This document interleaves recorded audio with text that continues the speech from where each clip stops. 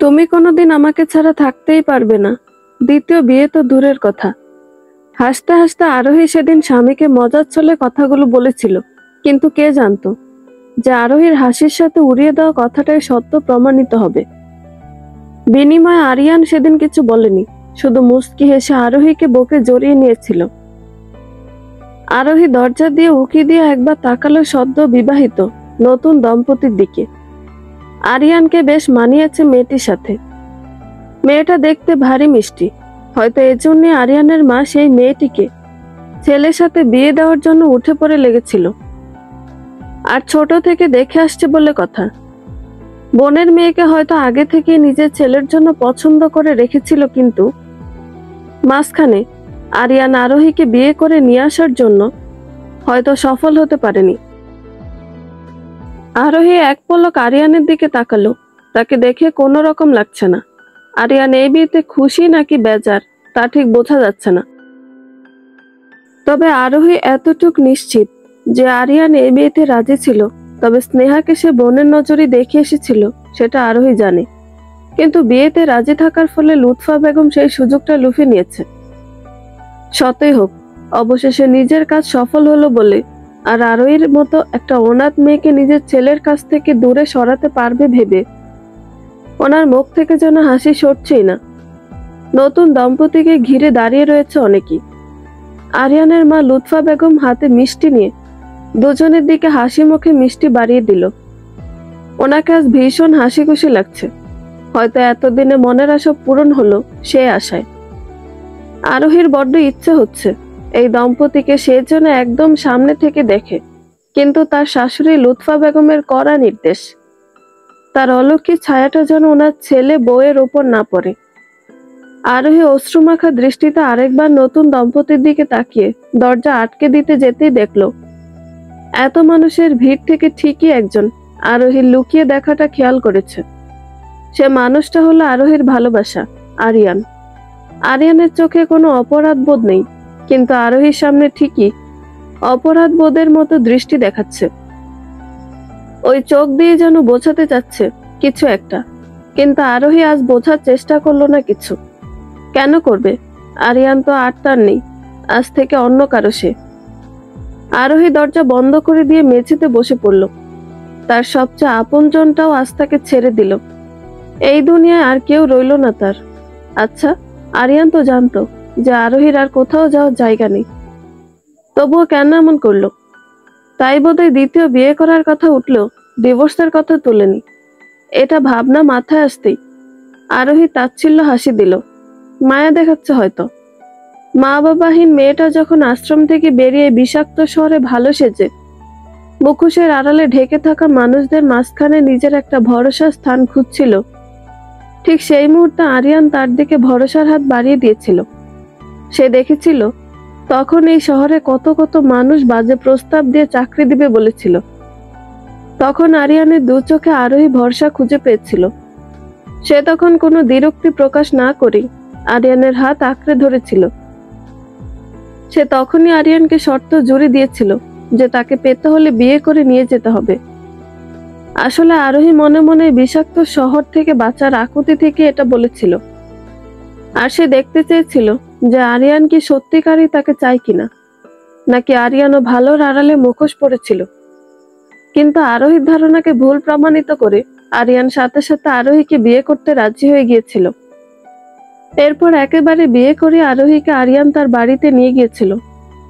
প্রথম প্রথম আরিয়ানের মা মেনে না নিল, সময়ের সাথে সাথে মেনে নিয়েছিল। কিন্তু আরোহীর হয়তো বোঝার ভুল ছিল। আরিয়ানের মা হয়তো আরোহীকে কোনো কালে মেনে নেয়নি।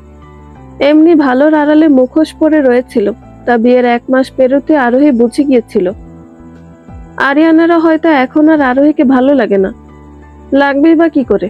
আরোহী যে 1 বছর আগের আরোহী নেই, চেহারা সুন্দর ভাবটা আর নেই। লুৎফা বেগম আরিয়ান না থাকাকালীন এটা সেটা করতে দিত, আরোহীকে সারাদিন বিশ্রাম নিতে দিত না। সেসব আরিয়ান জানে না। আরিয়ান আসার সময় হলেই লুৎফা বেগম জোর করে আরোহীকে বিশ্রাম নিতে পাঠিয়ে দিত। সারাদিন পর একটু বিশ্রাম নেওয়ার সুযোগ পেতে আরোহীর 2 চোখে ঘুম নেমে আসতো। আর সে সময় আরিয়ান এসে নিজের মাকে রান্নাঘরে দেখে চেঁচিয়ে উঠত, সে সোজা রুমে এসে আরোহীকে ঘুমাতে দেখে ধাক্কা দিয়ে ঘুম থেকে টেনে তুলতো। আরোহী ধাক্কার তাল সামলাতে না পেরে ধরফরিয়ে ঘুম থেকে উঠে বসতো।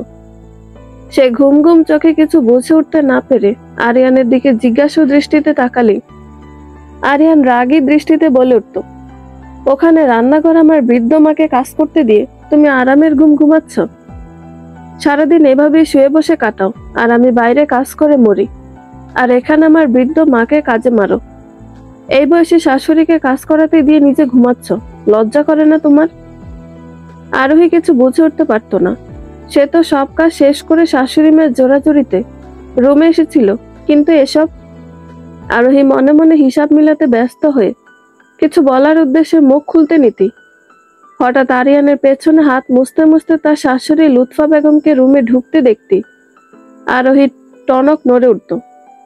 সে কিছু বলে উঠতে আরিয়ান হাত উঁচু করে থামিয়ে দিত।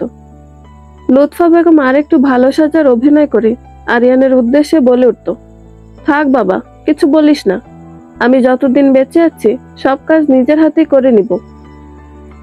এসব নিয়ে তোদের মধ্যে ঝামেলা হোক তা আমি চাই না। আরিয়ান তখন আরোহীর দিকে রাগী দৃষ্টি নিক্ষেপ করে রুম থেকে বেরিয়ে যেত। আরোহী আরিয়ানের যাওয়ার দিকে নিষ্পলক তাকিয়ে চোখ ভেজাত। সে তখন থেকে বুঝে নিয়েছিল যে এই সংসারে তার টিকে থাকা বড্ড কঠিন। এভাবে চলতে থাকলে আরিয়ান আর তার মধ্যে দূরত্ব বাড়তেই থাকবে, কিন্তু তার কোনো উপায় ছিল না। আরিয়ানের ততদিনে আরোহীর কাছ থেকে মন উঠে গিয়েছিল। আরিয়ানেরও বা আর কি দোষ, সে তার জায়গায় ঠিক ছিল। সারাদিন অফিস শেষে বাসায় এসে যখন দেখত নিজের স্ত্রী রুমে পড়ে ঘুমাচ্ছে আর মা রান্নাঘরে কাজ করছে, তখন যে কোনো ছেলে এসব দেখে মাথা ঠিক রাখতে পারবে না। কিন্তু এসব দেখার মাঝে যে বড় ভুল লুকায়িত রয়েছে সেটা কোনোভাবেই আরোহী আরিয়ানকে বুঝিয়ে উঠতে পারত না। আরিয়ানের কাছে তার মায়ের কথাই সবার আগে। এভাবে আস্তে আস্তে তাদের মধ্যে একেবারের জন্য দূরত্ব তৈরি হয়ে গেল। আর একবার হয়ে যাওয়ার পরেও যখন আরোহী মা হয়ে উঠতে পারছিল না, তখন আরিয়ানের মা লুৎফা বেগম যেন সুযোগ একদম হাতে নাগালই পেল। নিজের বোনের মেয়েকে ছেলের সাথে বিয়ে করিয়ে দেওয়ার সুযোগ। আরিয়ান প্রথমে আরোহীর দিকে তাকিয়ে একটু নাকচ করলো, পরে রাজি হয়ে গিয়েছিল, কারণ তখন তাদের মধ্যে এমনিও দূরত্ব বেড়ে গিয়েছিল। তবুও আরিয়ান দোটানায় ভুগে আরোহীর কাছে এসেছিল। আরোহীর তখন আর কি বা বলার থাকবে। সেও রাজি হতে বলে আরিয়ানকে এই বিরক্তিকর সম্পর্ক থেকে মুক্তি দিতে চেয়েছিল। এসব ভাবতে আরোহীর চোখ ফেটে অশ্রু গড়িয়ে পড়ল। আরোহী চোখ মুছে মেঝে থেকে উঠে বসলো। রুমের বাইরে থেকে এখন আর আগের মতো শোরগোল শোনা যাচ্ছে না। হয়তো নতুন বউকে নিয়ে আরিয়ান রুমে চলে গিয়েছে। আজ আরোহীর জায়গা গেস্ট রুমে। এই রুমের পাশের রুমটাই এতদিন আরোহী আরিয়ানের ছিল, তবে আজ থেকে আরিয়ানের সাথে আর অন্য কারোর নাম আর অন্য কারো সাংসারিক হাত বিচরণ করবে সেই রুমে। আরোহীর এতদিনের সাজানো গোছানো সংসার যেন এক নিমিষে শেষ হয়ে গেল। রাতে আর ঘুম এলো না আরোহীর। কিভাবেই বা আসবে? বিয়ের পর শত রাগ অভিমান হলো, আরোহী কোনোদিন একা থাকেনি। তার ভীষণ ভয় হতো যদি আরিয়ানও তার আপনজনদের মতো হারিয়ে যায়। তাই তো সে আরিয়ানকে ছাড়া একটা রাতও পার করেনি। শেষের কয়েক মাস তাদের মনের সাথে দূরত্ব বাড়ল। আরোহী একদিনও নিজের রুম ছাড়া কোথাও থাকেনি। বিয়ের পর আরোহী নিজের একটা দিনও আরিয়ানকে ছাড়া কাটায়নি। আর আজ আরিয়ানকে ছাড়া আজ থেকে সে বেঁচে থাকবে। এতদিন মনের মধ্যে যে ভয়টা বাসা বেঁধেছিল সেটাই হলো। অবশেষে আরিয়ানও হারিয়ে যেতে লাগলো। আরোহীর নিজের সাজানো রুমটা আজ থেকে অন্য কারো। আজ থেকে এই সংসারে অন্য কারো ছোঁয়া। আজ থেকে আরোহীর চেয়েও চেনা রুমটাও অন্য কারোর। সে তো চেয়েছিল এই সংসারটাকে আপন করে নিতে, কিন্তু কেন পারল না? কেন এই সংসার তাকে দূরে ঠেলে দিল?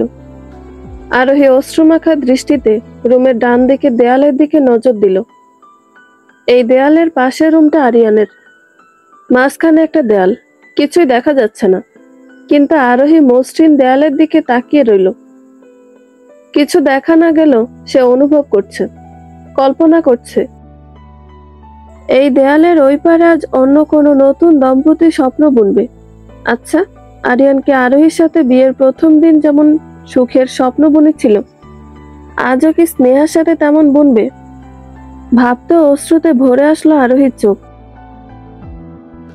আরিয়ানের সাথে আজ অন্য কোনো নারী একই রুমে সে সহ্য করতে পারছে না। আরিয়ানের ঘুম ভাঙল ভোরে, তাও মোবাইলে পরপর 2বার কলের বিরক্তিকর শব্দে। না চাইতে ঘুম ভেঙে যাওয়াতে বাকি ঘুমটুকু মুহূর্তের মধ্যে উবে গেল। সে আর মোবাইল ঘাটল না। শোয়া থেকে উঠে বসে স্বভাবতই প্রতিদিনের ন্যায় তার বাম দিকে চোখ দিতে কোথাও জানি সূচের মতো বিঁধল। কি, এভাবে চমকে উঠল কেন? আরিয়ান বিনিময়ে কোনো জবাব না দিয়ে কিছু সময় থম মেরে বসে রইল। আস্তে আস্তে কালকের দিনের ঘটনা সব মনে পড়তেই সে বসা থেকে উঠে দাঁড়ালো। এত কিছুর পরও সে কিভাবে ভাবলো যে তার পাশে আরোহী আছে? এক মুহূর্তের জন্য মাথা থেকে সব বেরিয়ে গেল বুঝি। একটা দীর্ঘশ্বাস ফেলে পাশ থেকে মোবাইল নিয়ে স্ক্রিনে দৃষ্টি দিতে অফিস থেকে কল দেখে দ্রুত পদে উঠে দাঁড়িয়ে ব্যাগে কাপড় গোছানো শুরু করলো। স্নেহা বুঝে উঠতে পারল না কিছু। সে কিছু জিজ্ঞেস করার উদ্দেশ্যে মুখ খুলতেই আরিয়ান রাগী দৃষ্টিতে পাশে বসা স্নেহার দিকে তাকালো। আজকে আমার তাড়াতাড়ি উঠতে হবে, ডেকে দিতে বলিনি? এত ভোরে কই যাচ্ছ? আর ব্যাগই বা কেন গোছাচ্ছ? অফিসের কাজে আজকে শহরের বাইরে যাওয়ার কথা ছিল, ভোরে ভোরে রওনা দেওয়ার কথা ছিল। এক মুহূর্তের জন্য এটা মাথা থেকে বেরিয়ে গিয়েছিল। কাপড় গোছানো শেষ করে ওয়াশরুমের দিকে পা বাড়াতে বাড়াতে জবাব দিল আরিয়ান। আজ বিয়ের পরের দিন, বিয়ে করতে না করতে অফিসের কাজে বাইরে যাচ্ছ? স্নেহার কথা আরিয়ান বিনিময়ে কোনো জবাব দেওয়ার কোনো প্রয়োজন বোধ মনে করল না। সে সকালের নাস্তা তৈরি করতে বলে সজোরে ওয়াশরুমের দরজা আটকে দিল। স্নেহা বিরক্ত মাখা চেহারায় শোয়া থেকে উঠে বসল। বিয়ের একদিন পার না হতে ফরমায়েশ খাটা শুরু করে দিয়েছে। না চাইতে ইচ্ছার বিরুদ্ধে স্নেহা উঠে দাঁড়ালো। তার কেন এত কষ্ট করতে হচ্ছে? আরোহী আছে না, তাকে গিয়ে বললেই তো হলো। আরিয়ান বের হতে হতে ততক্ষণে নাস্তায় তৈরি হয়ে যাবে। তখন না হয় নিজে রান্না করেছে বলে স্নেহাই নাস্তা বেড়ে দিবে। স্নেহা দ্রুত পদে রুম থেকে বেরিয়ে গেস্ট রুমের দিকে পা বাড়ালো। রুমের দরজা ভেতর থেকে আটকানো। স্নেহা তা দেখে একবার মুখ বাঁকালো। জমিদারের মতো শুয়ে শুয়ে ঘুমাচ্ছে, আর এদিকে স্নেহা ঘরের বউ হয়ে ভোরবেলায় উঠে যেতে হয়েছে। এখন থেকে তো আরোহীর আর অধিকার নেই যে বাড়ির বউয়ের মতো পরে পরে সব করবে। স্নেহার কিছু না ভেবে পরপর 2বার ডাক দিতে ওই পাশ থেকে আরোহীর মুখ ভেসে উঠল। আরোহীর ফোলা ফোলা চেহারা দেখে স্নেহার হঠাৎ করে খারাপ লেগে উঠল। এই বাড়িতে আরোহীর বিয়ের পর সে যতবারই আসতো, কোনোবারই আরোহীকে হাসি ছাড়া এমন শুকনো মুখে দেখেনি। কিন্তু আজ হঠাৎ এই প্রথম। কিছু লাগবে? শুকনো মুখে আরোহী জিজ্ঞেস করতে স্নেহার ধ্যান ভাঙল। হ্যাঁ, বলছি কি, আরিয়ান অফিসের কাজে বাইরে যাবে, তাই নাস্তা তৈরি করতে ডাকলাম। আর যাই বলো না কেন, এখন তো আর শুয়ে বসে কাটাতে নিজের মনেও সায় দিবে না। অন্যের বাড়িতে শুয়ে বসে থাকতে নিজের বিবেকেও তো বাধা দিবে। স্নেহা নিজের খারাপ লাগা দূরে রেখে আরোহীকে এক নাগারে কথাগুলো বলে উঠতেই আরোহী শুকনো মুখে হাসল। আচ্ছা, দ্রুত নাস্তা তৈরি করো বলে স্নেহা তড়িঘড়ি করে প্রস্থান করলো। আর আরোহী মনে মনে আওড়ালো, অন্যের বাড়ি? একদিন পার না হতে কথাটি শুনতে হলো তার। শোনারই কথা। এখন থেকে তো এই ঘরে তার আর অধিকার নেই। এমনিও আর কয়দিনই বা আছে। থাক না, বলে নিক।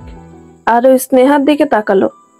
একটা মেয়ে হয়ে কিভাবে আরেকটা মেয়ে সংসারে আসে? অবশ্য সে স্নেহাকে দোষ দেয় না, কারণ দোষ তো তার কপালের। সে আর কিছু না ভেবে রুম ছেড়ে বেরিয়ে রান্নাঘরে পা বাড়ালো। এই ঘরে সবকিছুই তার নিজের হাতে সাজিয়ে তুলেছিল, কিন্তু নিয়তি বড়ই নিষ্ঠুর।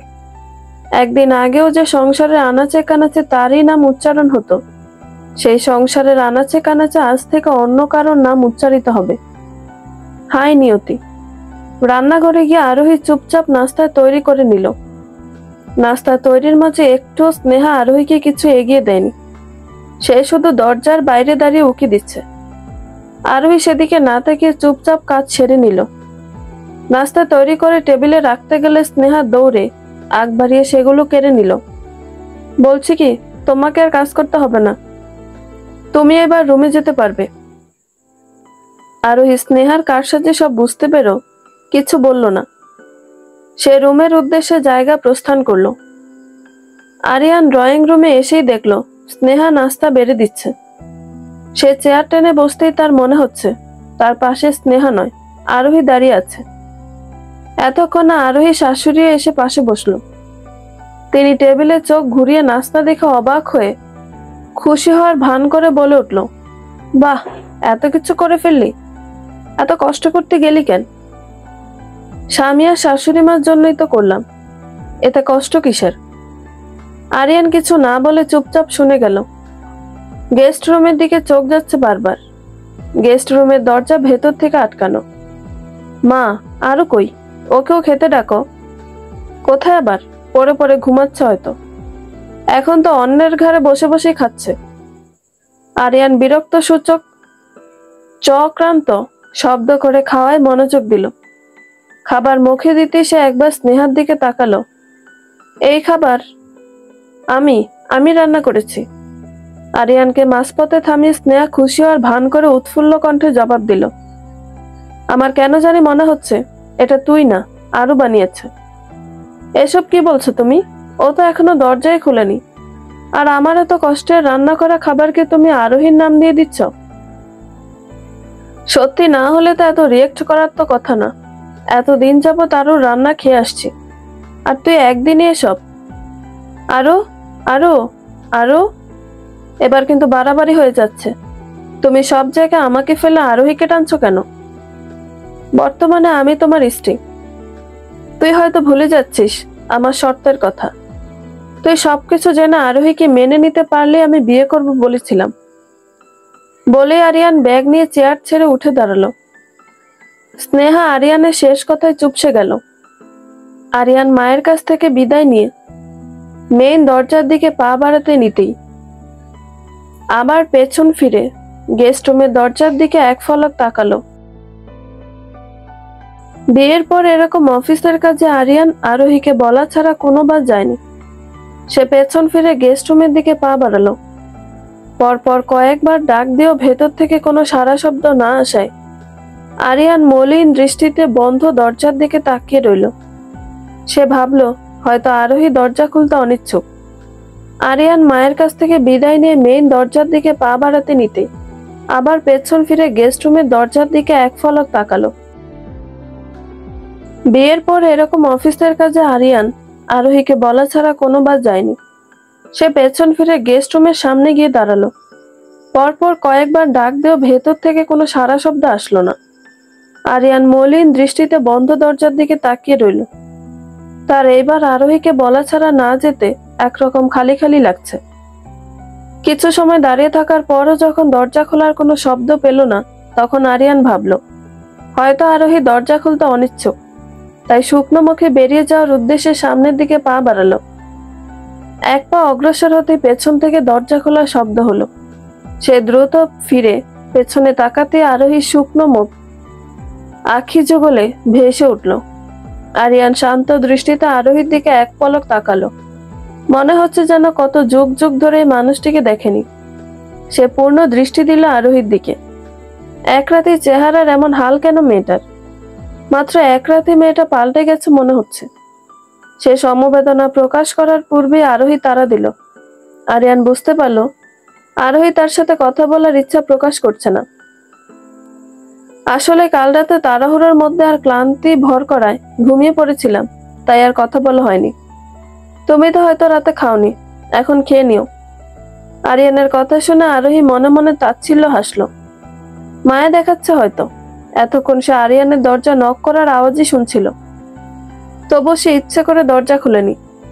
খোলার ইচ্ছা হয়নি, কিন্তু কেন জানি শেষ পর্যন্ত ইচ্ছাটাকে দমিয়ে রাখতে পারেনি। এই মানুষটা হাজার হলো আরোহীর ভালোবাসা, এই পৃথিবীতে তার একমাত্র আপনজন। এই মানুষটাকে কিভাবে সে অগ্রাহ্য করবে? চেহারাটা শেষবারের মতো দেখার লোভটা আরোহী সামলাতে পারল না। তাই তো সে ইচ্ছের বিরুদ্ধে গিয়ে সব ভুলে দরজা খুলেছিল।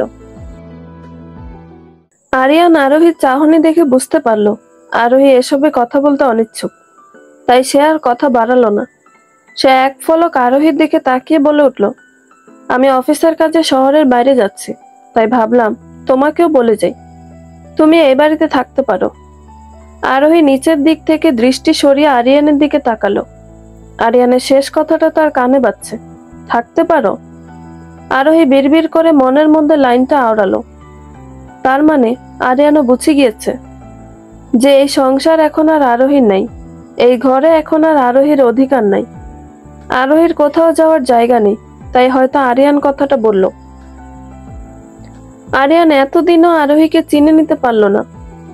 এত কিছুর পরেও আরোহী নিজের সম্মান খুঁয়ে এখানে থাকবে, সেটা আরিয়ান ভাবলো কি করে?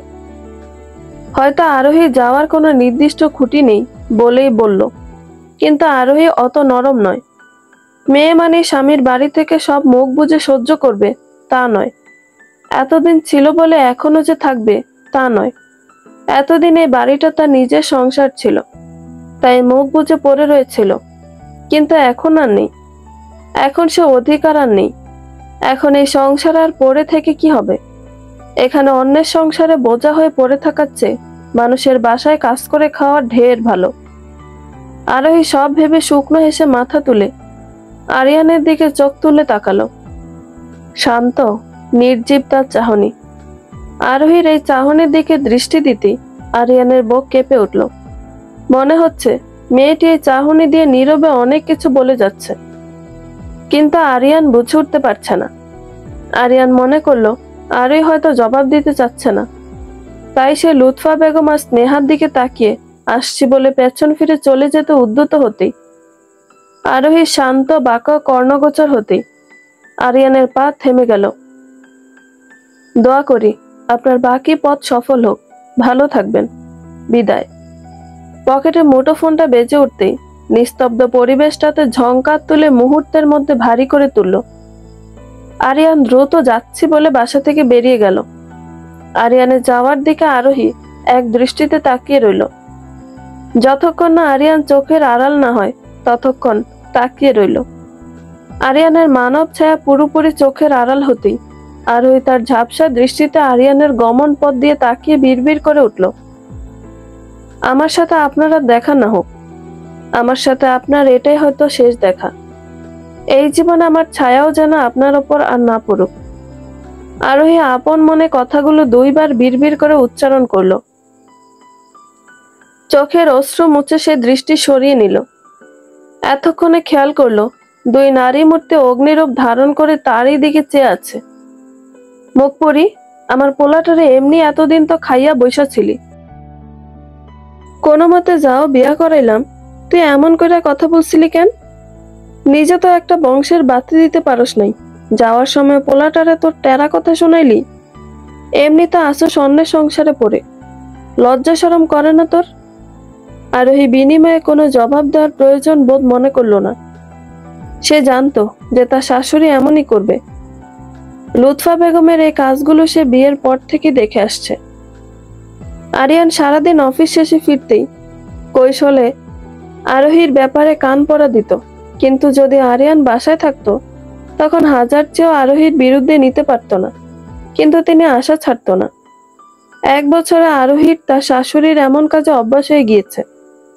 আগে এসব চুপচাপ শুনতো, কিন্তু এখন আর শোনার কোনো মানে হয় না। আরোহী চুপচাপ কোনো বাক্য ব্যয় না করে স্নেহা লুৎফা বেগমের মুখের উপর দরজা আটকে দিল। তা দেখেই লুৎফা বেগম তেলে বেগুনে জ্বলে উঠল। আগুনে ঘি ঢালার জন্য স্নেহা বলে উঠল, দেখলে তো খালা? উপস মা, দেখলে কেমন মেয়ে গুরুজনের মুখের উপর কিভাবে দরজা আটকে দিচ্ছে? এমন মেয়েকে তুমি আরো বোমা বলতে? আমার পোলা আসুক, এর একটা বিহিত আমি করবই। এরপর আর কোনো সারা শব্দ শোনা গেল না। আরোহী বুঝতে পারল লুৎফা বেগম হয়তো রেগে হন হন করে প্রস্থান করেছে। স্নেহার কোনো সারা শব্দ শোনা যায়নি। তার কাজ তো হাসিল হয়ে গিয়েছে শাশুড়িকে আরোহীর ব্যাপারে কান পড়া দেওয়া। সেটা আজ এই মুহূর্তে না হয় এতটুকুই থাক। সেজন্যই বুঝি আর কোনো জবাব দেয়নি। আরোহী একটা দীর্ঘশ্বাস ফেলল। সবকিছুর পরেও এই সংসারের মায়া সে ছাড়তে পারছে না। কিভাবে থাকবে এতদিনের মায়া মুছে? কার কাছে বোঝাবে সে তার দুঃখের কথা? এই মুহূর্তে আশ্রমের খালাকে তার ভীষণ করে মনে পড়ছে। খালাকে মনে পড়ে আরোহী নিজের প্রতি তাচ্ছিল্য হাসল। মানব জাতি বড়ই নিষ্ঠুর। সুখে থাকতে কাউকে খোঁজে না। সুখের সময় মানুষ সব সুখ শুধুমাত্র নিজের সাথে ভাগাভাগি করে নিজে উপভোগ করে, কিন্তু দুঃখের সময় সবাইকে মনে পড়ে। দুঃখ পেলে অসময়ে আগলে রাখা মানুষগুলোর কথা মনে পড়ে যায়, অথচ এর আগে তেমন একটা মনেই পড়ে না। যার প্রমাণ আরোহী নিজেই। আশ্রমের খালাটাও তো আরোহীকে ভীষণ মায়া করত, কিন্তু আরিয়ানের সাথে বিয়ে হওয়ার পর থেকেই আরোহী ভুলে বসেছিল। অবশ্য ভুলে নয়, সময়ের ব্যবধানে ভুলতে বসেছিল। এখনো হয়তো মনে তেমন একটা পড়তো না যদি না আরোহীর এই দুঃখের সময়টা না আসতো। মানুষ বড়ই নিষ্ঠুর। নিস্তব্ধ রাত, চারদিকে শান্ত নির্জীব। দূরে কোথায় জানি কিছু সময় পর পর থেমে থেমে শেয়ালের হাঁক ভেসে আসছে। আরোহী রুমে জানালা খুলে গাঢ় আধারের দিকে তাকিয়ে আছে। আজ পূর্ণিমা, চারদিকে চাঁদের কি সুন্দর আলো, একদম সব স্পষ্ট। দূরের গাছের ডালটা হঠাৎ করে নড়ে উঠল। হয়তো কোনো রাতের পাখি উড়ে নিজের নীড়ে ফিরছে।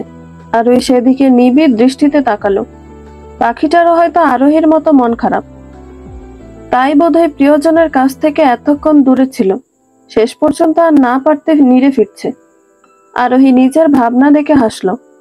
তার মন খারাপ বলে আরেকটা প্রাণীরও মন খারাপ হবে নাকি? পাখির মন খারাপ হবে কেন? হয়তো সে খাবারের খোঁজে বেরিয়েছিল। অনেক পথ পাড়ি দেওয়ার ফলে রাত হয়ে গিয়েছে। সে একটা দীর্ঘশ্বাস ফেলল। ভোর হওয়ার অপেক্ষায় আছে। ভোর হলে এই বাসা থেকে চিরতরে বেরিয়ে পড়বে। একা একটি মেয়ে মানুষ, তাই এই গভীর রাতে বের হওয়ার সাহস পাচ্ছে না। হাজার হলো এই শহরে অনেক মুখোশ পরিহিত মানুষের ভিড়ে আরোহী কোনোদিনও নিজেকে সঁপে দিবে না। আরোহী জানালা বন্ধ করে এগিয়ে এলো রুমের দিকে। টেবিলের ওপর ডিভোর্সের কাগজটা জল করছে। মনে হচ্ছে যেন সেটা আরোহীর দিকে তাকিয়ে আরোহীকে উপহাস করে হাসছে। আরোহী মেঝেতে বসে কাগজটা হাতে নিয়ে অপলক দৃষ্টিতে তাকিয়ে রইল। একটা সাইনের বিনিময়ে একটা পবিত্র সম্পর্ক গঠন হয়, তেমনি একটা সাইনের মাধ্যমে একটা সম্পর্ক নিমিষেই শেষ হয়ে যায়। এই ডিভোর্সের কাগজটার ব্যাপারে হয়তো আরিয়ান জানে না। কাল সকালে আরিয়ান বেরিয়ে যাওয়ার কিছুক্ষণ পর স্নেহা লুৎফা বেগম এই কাগজটা আরোহীর দিকে ছুঁড়ে মেরে বলেছিল, যাতে সে খুব দ্রুতই সাইন করে আরিয়ান ফেরার আগে এই বাড়ি থেকে বিদায় নেয়। লুৎফা বেগম গত 1 মাস ধরে আরিয়ানের বিয়ে নিয়ে মেতে উঠেছিল। তিনি জানতেন আরিয়ান হয়তো কোনোদিনও আরোহীকে ডিভোর্স দিবে না, কারণ আরোহীর যাওয়ার স্থান নেই। কিন্তু লুৎফা বেগম আর স্নেহার এত কিছু দেখার সময় নেই। তারা আরিয়ান আসার আগে এই বোঝাটাকে বিদায় করতে পারলেই হলো। হয়তো স্নেহা বিয়ের 1 মাস আগে থেকে লুৎফা বেগমকে কান পড়া দিয়েছিল যে আরোহী থাকলে তারা সুখে সংসার করতে পারবে না। আর আরিয়ান হয়তো আরোহীর অসহায়ত্ব দেখে ভুলেও ডিভোর্স দিতে চাইবে না। তাই দুইজনে লুকিয়ে ডিভোর্স পেপার বানিয়েছে, আর তা সফল হতে যাচ্ছেও। আরোহী আর কিছু না ভেবে খুব দ্রুতই সাইন করে দিল। একটা পেপার ওয়েটের সাহায্যে ডিভোর্স পেপারটা টেবিলে চাপা দিয়ে রাখলো, যাতে দরজা খুলতেই সবার আগে ডিভোর্স পেপারটা চোখে পড়ে। আরোহী উঠে দাঁড়ালো। সময় হয়েছে তার হারিয়ে যাওয়ার। সবাই যে যার রুমে শান্তির ঘুম দিচ্ছে, শুধু আরোহীরই চোখে ঘুম নেই। আরোহী এসে খাটের সাথে হেলান দিয়ে বসে পড়ল, ভোর ফোটার অপেক্ষায়। হাঁটু মুড়ে মাথা গোজা অনেকটা সময় বসেছিল। চারদিক থেকে পাখির কিচিরমিচির ডাক ভেসে আসতেই সে উঠে পড়ল। আলমারি খুলে নিজের প্রয়োজনীয় জিনিসগুলো নিল, সাথে আর কিছুই নিল না। কি নিবে? এই সংসারের কিছুই তো তার নয়। সবকিছুই তো আরিয়ান বিয়ের পর একটার পর একটা কিনে দিয়েছিল। শুধু পরনের শাড়িটা আর আশ্রমে যতটুক পড়েছিল উচ্চ মাধ্যমিক পর্যন্ত, সার্টিফিকেট গুলো বাদে সে আর কিছুই নিল না। হাতে কিছু টাকা ছিল, সেগুলোই নিল। এগুলো বিয়ের পরপর আরোহী আরিয়ানের কাছ থেকে কিছু কিনে নেওয়ার বায়না ধরলে তখন আরিয়ান কিছু টাকা গুঁজে দিত, যে আরোহী যেন নিজে কিনে নিয়ে আসে। জিনিস কেনার পর যেগুলো ফেরত পেত সেসব আর আরিয়ান নিত না। তখন আরোহী বলতো, আরে আমি টাকা দিয়ে কি করব? আমার সবকিছুই তো তুমি আনো বা দেখাশোনা করো, আমার স্বামী আছে না। তখন আরিয়ান হাসি মুখে এগিয়ে এসে আরোহীর মুখ তার 2 হাতে আবদ্ধ করে বলতো, কেউ একজন জানি একটা কথা বলেছিলেন যে অতি সুন্দরীরা বোকা হয়, আমিও প্রমাণ পেলাম তোমাকে। তখন আরোহী মুখ ফুলিয়ে রাখতো আর আরিয়ান হেসে বলতো, প্রত্যেক মেয়েদের উচিত দিন শেষে স্বামীর কাছ থেকে কিছু টাকা নিয়ে অন্তত সবচেয়ে ছোট অ্যামাউন্ট হলো জমিয়ে রাখা, আর স্বামী না দিলেও নিজে আদায় করা। এগুলোই পরে বিপদের সময় কাজে আসে। স্ত্রী জাতিরাই টাকা বেঁধে রাখতে পারে, কিন্তু তোমার অন্যদের মতো অত বুদ্ধিশুদ্ধি নেই। তুমি টাকা হাতের নাগালে পেয়েও কাজে লাগাতে জানছো না, সাদে কি আর বোকা বলি? সেদিনের দৃশ্যটা চোখের ওপর ভাসতেই আরোহী ঝাপসা চোখে হেসে দিল। সেদিন আরিয়ানের কথাগুলি আরোহীর মনে গেঁথে গিয়েছিল। সে সেদিন মুগ্ধ হয়েছিল আরিয়ানের ভাবনা দেখে। এরপর অবশ্য আরোহীর টাকা খুঁজতে হতো না। দিন শেষে আরিয়ান অফিস করে ফিরতেই কিছু টাকা আরোহীর হাতে গুঁজে দিলে আরোহী বলতো, মাত্র এই টাকা দিয়ে কি করা যাবে? তখন আরিয়ান মুস্কি এসে বলতো, বিপদের সময় দেখো এই টাকাগুলোই জমে বৃহৎ আকার ধারণ করে কিভাবে আমাদের সাহায্য করবে। বিপদ তো আর বলে কয়ে আসে না। আরিয়ানের কথাই ঠিক হলো। এখন এসবই আরোহীর মূল সম্পদ, কিন্তু এই বিপদ শুধুমাত্র আরোহীর একার। আরোহী দরজার দিকে এগিয়ে থেমে গেল। শেষবারের মতো তার নিজ হাতে সাজিয়ে তোলা সংসারটা দেখে নিচ্ছে। তার নিজের রুমটা একটু দেখার ইচ্ছে ছিল, কিন্তু স্নেহা দরজা আটকে দিয়েছে। সে অপলক দৃষ্টিতে রুমের দরজাটার দিকে তাকিয়ে মনের আশা পূর্ণ করে নিল। আরোহী চোখ মুছে নিজেকে শক্ত করলো। এই বাড়ির দিকে সে আর তাকাবে না। যতই তাকাবে ততই মায়া বাড়বে। মায়া জিনিসটা বড়ই খারাপ। আরোহী আর কিছু না ভেবে সামনের দিকে অগ্রসর হলো। দরজা পেরিয়ে পা অগ্রসর হতেই না চাইতেও বিয়ের প্রথম সে আর আরিয়ান ঢোকার মুহূর্তটা মনে পড়ে গেল। সেদিন আরোহী ভয়ে ভয়ে পা ঢোকাতে না চাইলে আরিয়ান তার ডান হাত মুঠো পুড়ে নিয়ে আশ্বাস দিয়েছিল, কিন্তু 1 বছরের ব্যবধানে সব শেষ। আরোহী ঝাপসা দৃষ্টিতে বাড়িটির দিকে তাকিয়ে সামনের দিকে পা বাড়ালো। আর দেখবে না এই বাড়ির দিকে। যতবারই দেখবে ততবারই কোনো না কোনো দৃশ্য চোখের সামনে ভেসে উঠবে। সে চোখ মুছে মেন রাস্তার দিকে এগিয়ে গেল। জিদের বসে তো বেরিয়ে গিয়েছে, এখন কোথায় যাবে ভেবে পাচ্ছে না। ভোরের আলো ফুটতে শুরু করেছে। কাল সারাদিন পেটে কোনো কিছুই পড়েনি, যার ফলে মাথাটা তীব্র ব্যথা করছে। খিদের চোটে হাঁটতেও পারছে না। সে খায়নি তা না, খাবার দেয়নি। লুৎফা বেগম আর স্নেহা মনে করেছিল আরিয়ান থাকতে বলেছে বিধায় আরোহী থেকে যাবে, তাই তো তিনি আরোহীকে সারাদিন গাধার মতো খাটিয়েও কোনো খাবার দেয়নি, যাতে আরোহী শেষমেশে বাড়ি থেকে বিদায় নেয়। আরোহী মনে মনে হাসলো। সে তো লুৎফা বেগমকে শাশুড়ির চোখে না তাকিয়ে মায়ের দৃষ্টিতে তাকিয়েছিল, কিন্তু উনি কেন বউ না ভেবে মেয়ে ভাবতে পারলো না। মেন রাস্তায় উঠতে আরোহীর মাথা গোলাতে শুরু করলো। পেট গুলিয়ে বমি পাচ্ছে। খিদে পেট চৌচো করছে। এখন মনে হচ্ছে এত ভালো সেজে লাভ ছিল না।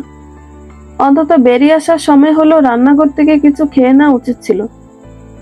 তখন তো লুৎফা বেগম আর স্নেহা ঘুমিয়েছিল, যার ফলে ধরা খাওয়ার উপায় ছিল না। পরে আরোহী নিজেকে নিজে উপহাস করে হাসলো। খিদের চোটে চুরি করে খাবার কথা মাথায় আসতে 2 দণ্ড সময় লাগছে না। আরোহী আরেকটু এগিয়ে গেল। দূরে একটা মুদির দোকান খুলেছে। আরোহী আশার আলো খুঁজে পেল ভেবে অদূরের দোকানটির দিকে পা বাড়ালো। রাস্তার মাঝে উঠতেই পেট গলিয়ে বমি পেয়ে গেল। মাথা অসম্ভব ঘুরছে। হয়তো খিদের যন্ত্রণা সহ্য করতে পারছে না। ছোটবেলা থেকে সে খিদের যন্ত্রণা সহ্য করতে পারত না, মাথা ঘোরাতো। আজও ব্যতিক্রম হলো না। আরোহী এই তো কাছে ভেবে পা চালাতে নিতে দূরে গাড়ির আলো এগিয়ে আসতে দেখা গেল। সে তার শক্তিতে সরে যাওয়ার অবকাশ আর পেল না।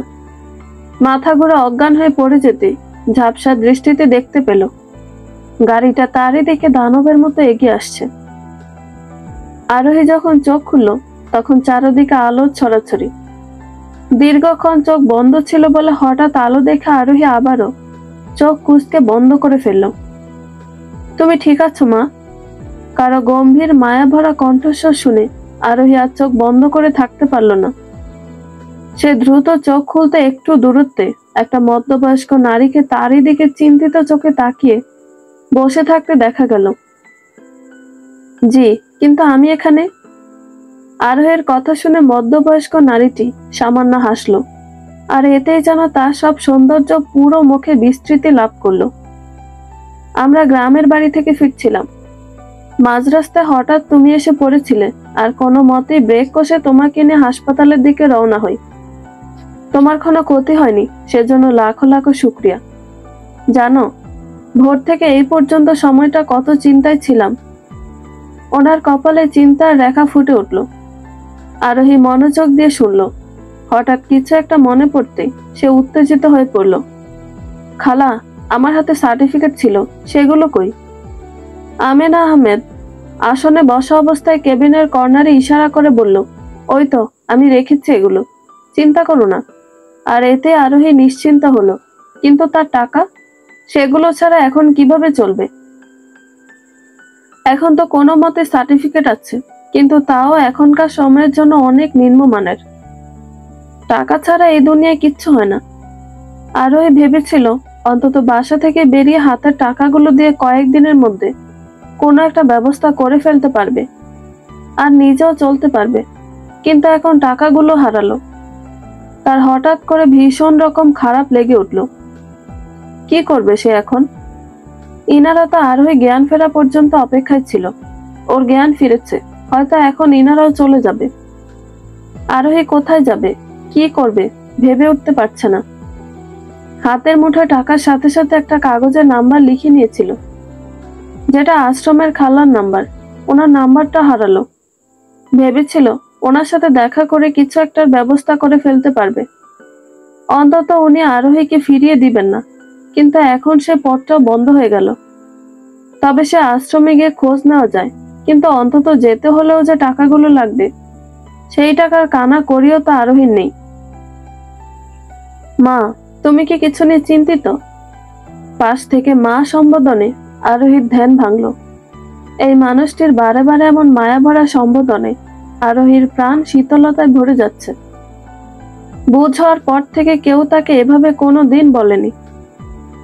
স্কুল বা কলেজে যখন অন্য ছাত্রীদের এভাবে তাদের বাবা মা সম্বোধন করত, তখন আরোহী চুপচাপ সেদিকে তাকিয়ে থাকত। তারও ইচ্ছে ছিল তাকে কেউ এভাবে ডাকুক, কিন্তু সেই ইচ্ছেটা কোনোদিন পূর্ণ হয়নি। ভেবেছিল বিয়ের পর শাশুড়ির মন আদায় করে নিয়ে এভাবে ডাক শুনবে, কিন্তু তা তো কোনোদিনই পূর্ণ হওয়ার নয়। মাথায় হাতের ছোঁয়া পেতে আরোহী তাকিয়ে দেখল মহিলাটি এগিয়ে এসে তার দিকে জিজ্ঞাসু দৃষ্টিতে তাকিয়ে আছে। বললে না তো, তুমি কি কিছু নিয়ে চিন্তিত? আমাকে নিশ্চিন্তে বলতে পারো। না না খালা, কিছু হয়নি। বলতে গিয়ে আরোহী থেমে গেল। সে এখন কিভাবে চলবে সেটাই ভাবার বিষয়। ওনারা তো চলে যাবে তাকে রেখে, কিন্তু আরোহীর আশ্রমে যেতে যে টাকা লাগবে, একটু জিজ্ঞেস করে না হয় দেখাই যায়। খালা, কিছু একটা জিজ্ঞেস করতে গিয়ে আরোহীর কণ্ঠস্বর অস্বস্তিতে পড়ে গেল। যদি ওনারা মনে মনে ভাবে যে কয়েকটা টাকার জন্য এমন করছে, কিন্তু পরবর্তীতে নিজের চলার কথা মাথায় আসতেই লজ্জা শরম ত্যাগ করে সে বলেই ফেলল, খালা, আমাকে হাসপাতালে আনার সময় আমার হাতে কোনো টাকা বা কাগজ পেয়েছিলেন? সার্টিফিকেটের সাথে সাথে ছিল। আরোহীর কথা শুনে খালা নিচের দিকে তাকিয়ে কি যেন মনে করার চেষ্টা করলো। আমার তো ঠিক মনে পড়ছে না মা, আমার মাথায় তোমাকে হাসপাতালে আনার ভাবনা মাথায় আসছিল, আর তোমার আঙ্কেলকে বলেছি দ্রুত যেন নিয়ে আসে। সার্টিফিকেটটা সাদা আর কোনো জরুরি ভেবে নিয়েছিলাম। টাকা হয়তো রাস্তায় পড়েছে, কিন্তু নেওয়ার কথা মাথায় ছিল না। কোনো জরুরি কিছু ছিল নাকি? ও না খালা, তেমন জরুরি নয়। আরোহীর এমন জবাবে আমেনা আহমেদ হয়তো কিছু বুঝে উঠতে পেরেছেন। কিন্তু উনি মুখে তা প্রকাশ করলো না। ঠিক সে সময় কেবিনের দরজা খুলে এক মধ্যবয়স্ক লোক ঢুকলো। এখন ঠিক আছো তুমি? জি আঙ্কেল। আরোহীর জবাব পেতেই লোকটি আরোহীর পাশে বসা আমেনা আহমেদকে কিছু একটা ইশারা করতেই আমেনা আহমেদ হাসি মুখে বলে উঠল, আর তোমার পরিবারের নাম্বার দিও, আমি না হয় খবর দিচ্ছি যাতে ওনারা এসে তোমাকে নিয়ে যায়। এত ভোরে কেউ বাড়ি থেকে বের হয়? পরের বার থেকে হাজার রাগ থাকলেও এত ভোরে বের হইও না। আল্লাহ না করুক যদি কোনো বড় বিপদ হয়ে যায়। পরিবারের কথা বলতেই আরোহীর চেহারা মুহূর্তের মধ্যে মলিন হয়ে গেল। সেটা আমেনা আহমেদও ধরতে পেরেছেন। তিনি আরোহীর দিকে এগিয়ে এসে পাশে বসে মাথায় হাত বুলিয়ে আশ্বাস দিল। তিনি আরোহীর উদ্দেশ্যে বলে উঠল, আমাকে বলতে পারো মা। নিজের মা মনে করে। এমন মায়া ভরা কণ্ঠে আশ্বাস পেয়ে আরোহী আর কিছু লুকিয়ে রাখলো না। সে সবকিছু বলতেই ওনারা একে অপরের দিকে তাকালো। খালা, আমার কিছু লাগবে না, এমনি আপনারা অনেক কিছু করেছেন, এই পর্যন্ত আমাকে আপনাদের মূল্যবান সময় দিয়েছেন। আমাকে একটা ছোটখাটো চাকরি দিলেই হবে। আমার উচ্চ মাধ্যমিক পর্যন্ত সার্টিফিকেট আছে, আমাকে সেই যোগ্যতা অনুযায়ী একটা চাকরি দিলেই হবে। আরোহীর কথা শুনে আমেনা বেগমের স্বামী এগিয়ে এলেন। উনিও এসে তার মাথায় হাত বুলিয়ে দিলেন। আরোহী কোথাও যেন আপনজনের ছোঁয়া অনুভব করলো। যদি কিছু মনে না করো একটা কথা বলি, তুমি আমাদের বাসায় থাকতে পারো। তোমার হয়তো প্রশ্ন জাগতে পারে যে এত সহজে এসব কেন করছি, বাসায় গিয়ে সব জানতে পারবে। আরোহী ঝাপসা চোখে দুইজনের দিকে কৃতজ্ঞতা ভরা চোখে তাকালো। দাদু, উনি কে? বাসায় ঢুকতে না ঢুকতে একটা 5-6 বছরের বাচ্চা ছেলে এসেই আরোহীর দিকে একবার তাকিয়ে জিজ্ঞেস করলো। আরোহী বুঝতে পারলো এই বাচ্চা হয়তো এই ঘরের নাতি। আমেনা আহমেদের স্বামী শফিউল্লাহ চৌধুরী বাচ্চাটিকে কোলে নিয়ে আদর করে বলে উঠল, উনি তোমার একটা আন্টি। বাচ্চাটি আরোহীর দিকে এগিয়ে আসলো। তুমি আমার মায়ের মতো আন্টি, মাকে আমি ছবিতে দেখেছি, তোমারই মতো। বাচ্চাটি আরোহীর দিকে এগিয়ে এসে আদো আদো ভাঙা গলায় বলে উঠল। আরোহীর কেন জানি মনে হলো বাচ্চাটি বয়সের তুলনায় একটু বেশিই বুঝদার। তাই তোমার মা কই? কথাটি বলতেই বাচ্চাটি চুপ হয়ে গেল।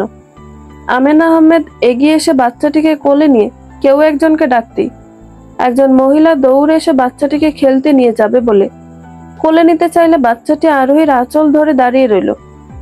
আরোহী বুঝতে পারলো মহিলাটি হয়তো এই ঘরে কাজ করে। আমেনা আহমেদ এক পলক বাচ্চাটির দিকে তাকিয়ে আরোহীর দিকে তাকালো। ওর মা বেঁচে নেই, ও আমার ছেলের বাচ্চা। ছেলেটা জন্ম দিতে গিয়ে সময় মতো রক্ত না পেয়ে মেয়েটা অকালে পরপারে পাড়ি জমিয়েছিল। ওর মাকে কখনো আমি বৌমার চোখে দেখিনি, সবসময় আমাদের সম্পর্ক মা মেয়ের মতো ছিল। কিন্তু ভাগ্যের নির্মমতা ওকে আমার কাছ থেকে কেড়ে নিল। তোমাকে প্রথম দেখে আমি কেঁদে উঠেছিলাম, কারণ তুমি দেখতে কিছুটা আমার ওই মেয়েটার মতো, তাই তো তোমাকে আর ছাড়তে পারিনি। আরোহী ঝাপসা চোখে তার সামনে দাঁড়িয়ে থাকা দুইজন মানবীর দিকে তাকিয়ে বাচ্চাটিকে কোলে নিয়ে জড়িয়ে ধরতে বাচ্চাটি একেবারে তার সাথে মিশে গেল। আরোহীর কেন জানি মনে হলো বাচ্চাটি বয়সের তুলনায় একটু বেশি বুঝদার। এই যে মা নেই, সেটা এতটুকু একটা বাচ্চা কি নির্দ্বিধায় বলে ফেললো, বুঝদারের মতো। আরোহী বাচ্চাটিকে আরো গভীরভাবে জড়িয়ে ধরল। কেউ সবকিছু পেয়ে হারায়, আবার কেউ না পেয়ে হারায়। কেটে গেল 2 দিন। এর মধ্যে আরোহীর সাথে বাচ্চা রুহানের প্রচুর ভাব জমে গেছে। এখন রুহান সারাক্ষণ আরোহীর পেছনেই ঘুরঘুর করে। কি জানি, রুহান আরোহীর কাছে মায়ের মতো ছোঁয়া পায় হয়তো। সেদিন আরোহীকে যখন আমেনা আহমেদ রুহানের মায়ের ছবি দেখালো, তখন আরোহীরও ভিমরি খাওয়ার মতো অবস্থা। পুরোপুরি মিল না হলো একটা বাইরের মেয়ে হিসেবে আরোহী আর রুহানের মায়ের মধ্যে বেশ মিল রয়েছে। আমেনা আহমেদ একটা দীর্ঘশ্বাস ফেলে বলেছিলেন, বাস্তবে দেখলে আরো মিল পেত, আচরণে একটু একটু মিল। এই জন্য হয়তো ছোট্ট রুহানের মনে আরোহীর প্রতি মায়ের টান অনুভব করেছে। আরোহী আমেনা আহমেদের কাছ থেকে শুনেছে, রুহানের বাবা যতবারই কাজে বাইরে যায় ততবারই রুহানকে রাখা মুশকিল হয়ে পড়তো, কিন্তু এবার আর মুশকিল হয়নি। প্রথম একদিন কান্না করেছিল, কিন্তু দ্বিতীয় দিন থেকে আরোহীকে পেয়ে তার এখন বাবাকেও লাগে না। হয়তো তার ছোট মস্তিষ্কে ধারণা জন্মে গেছে যে মায়ের মতো হয়তো আরোহীও হারিয়ে যাবে। এখন তো সে আরোহীকে ছাড়া কিছু বোঝেই না, সারাক্ষণ আরোহীর সাথে ঘুরঘুর করে, আর আরোহীও রোহানকে নিয়ে থাকে। রোহানকে কোলে নিলে তার নিজেরও মাতৃত্বের স্বাদের অভাব পূর্ণ হয় মনে হয়। পাশাপাশি আরোহী নিজের একটা চাকরির ব্যবস্থা করতে চেয়েছিল, কিন্তু আমেনা আহমেদের একটাই কথা, উনি আরোহীকে চাকরি করতে দিবে না। তবু অন্যের ঘরে আর কতদিন? এনারা নিজের মতো করে বলল কোথাও যেন একটা বাধা কাজ করে।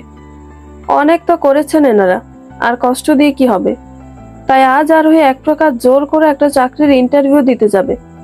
চাকরি বলতে বেশি বড় নয়, আরোহী নিজের যোগ্যতা অনুসারে স্বল্প বেতনের একটা চাকরি।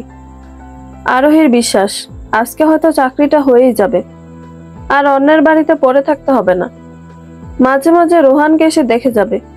অবশ্য এই 2 দিনে রোহানের প্রতি অনেক ভালোবাসা জন্মে গেছে। মনে হচ্ছে রোহানের সাথে তার অনেক অনেক গভীর সম্পর্ক। প্রথম প্রথম ওকে ছাড়া থাকতে কষ্ট হবে, কিন্তু মানিয়ে নিতে হবে। চাকরিটা পেলে আশ্রমে গিয়ে খালাকে একেবারে নিজের সাথে নিয়ে আসবে। এই জীবনে খালা অনেক কষ্ট করেছে। বুঝ হওয়ার পর থেকে খালাকে আরোহী দেখে আসছে। মাঝে মাঝে খালা ভীষণ মনমরা হয়ে যেত। ছোট ছিল বিধায় আরোহী বুঝতে পারত না, তবুও খালার ওই মলিন চেহারার দিকে তাকিয়ে থাকতো। আর তখন খালা আদুরে দৃষ্টি নিবদ্ধ করে বলে উঠত, জানিস আরু, আমার না মাঝে মাঝে কিচ্ছু ভালো লাগে না। ইচ্ছে করে এসব কিছু ছেড়ে ছুড়ে অনেক দূরে হারিয়ে যায়, কিন্তু পারি না তোদের জন্য। আর কারো কাছে দায়িত্বটা সঁপে দিতে পারলেই চলে যেতাম। আর ওই ছোট ছিল তখন কিছুই বুঝতে পারত না, সেটা খালা নিজেই জানতেন। কিন্তু তিনি তবুও বলেই যেতেন, কারণ ওই যে একটা কথা শোনার মানুষ দরকার ছিল। আর ওই খালার এরূপ কথাবার্তা তখন বুঝে উঠতে না পারলো, কিন্তু বড় হওয়ার সাথে সাথে সবকিছু আয়ত্তে আনতে পেরেছে। কিন্তু যে খালা যাদের ছেড়ে যেতে পারেনি, যাদের জন্য থেকে গিয়েছিল, কিন্তু তারা ঠিকই খালাকে ছেড়ে গিয়েছিল। যেমন আরোহী নিজ সুখের সন্ধান পেয়ে খালাকে ভুলতে বসেছিল, অথচ আরোহীর আশ্রমের 18টা বছর খালা আগলে রেখেছিল। কিভাবে পারলো আরোহী সে খালার সাথে একটা বছর সম্পর্ক না রাখতে? আরোহী একটা দীর্ঘশ্বাস ফেলল। এই চাকরিটা হয়ে যাক, খালার কাজটা অন্য কাউকে বুঝিয়ে দিবে। দরকার হলে এই চাকরির পাশাপাশি খালার কাজটা সে নিজেই নিবে। এরপর খালাকে আপন করে নিয়ে আসবে নিজের কাছে। তারপর নিজে একটা ছোট্ট ঘর নিয়ে সেখানে খালার সে মিলেমিশে সুখে থাকবে। সুখে থাকবে ভাবতেই তার ঠোঁটে তাচ্ছিল্য হাসির আভাস দেখা গেল। তার আবার সুখ? এত ভালো থাকার অভিনয় করলে কি ভালো থাকা যায়? রোহানার এই পরিবারের সাথে মিলেমিশে থাকতে থাকতে হয়তো দিনটি পার হয়ে যায়, কিন্তু রাতটা তো অনেক দীর্ঘ রাত মনে হয় তার। এক একটা রাত যে কত কষ্টে, কত চোখের পানি ফেলতে ফেলতে শেষ হয়, সেটা কে জানে। আরোহী মা, কারো কণ্ঠস্বর শুনে আরোহীর ধ্যান ভাঙতেই দেখলো আমেনা আহমেদ তার সামনে দাঁড়িয়ে আছে। জি জি বলুন খালা। তোমাকে চিন্তিত দেখাচ্ছে। রোহান তোমাকে ধরে দাঁড়িয়ে আছে, তুমি বোধহয় খেয়াল করনি। আমেনা আহমেদের কথা শুনে আরোহী নিচের দিকে দৃষ্টি দিতেই দেখলো রোহান তার শাড়ির আঁচল ধরে তারই দিকে তাকিয়ে আছে। রোহানের সেই দৃষ্টি দেখে আরোহীর ভীষণ মায়া হলো। সে দ্রুত কোলে তুলে নিল রোহানকে। এই ছেলেটা 2 দিনে তার মনে সবার প্রথমে জায়গা করে নিয়েছে।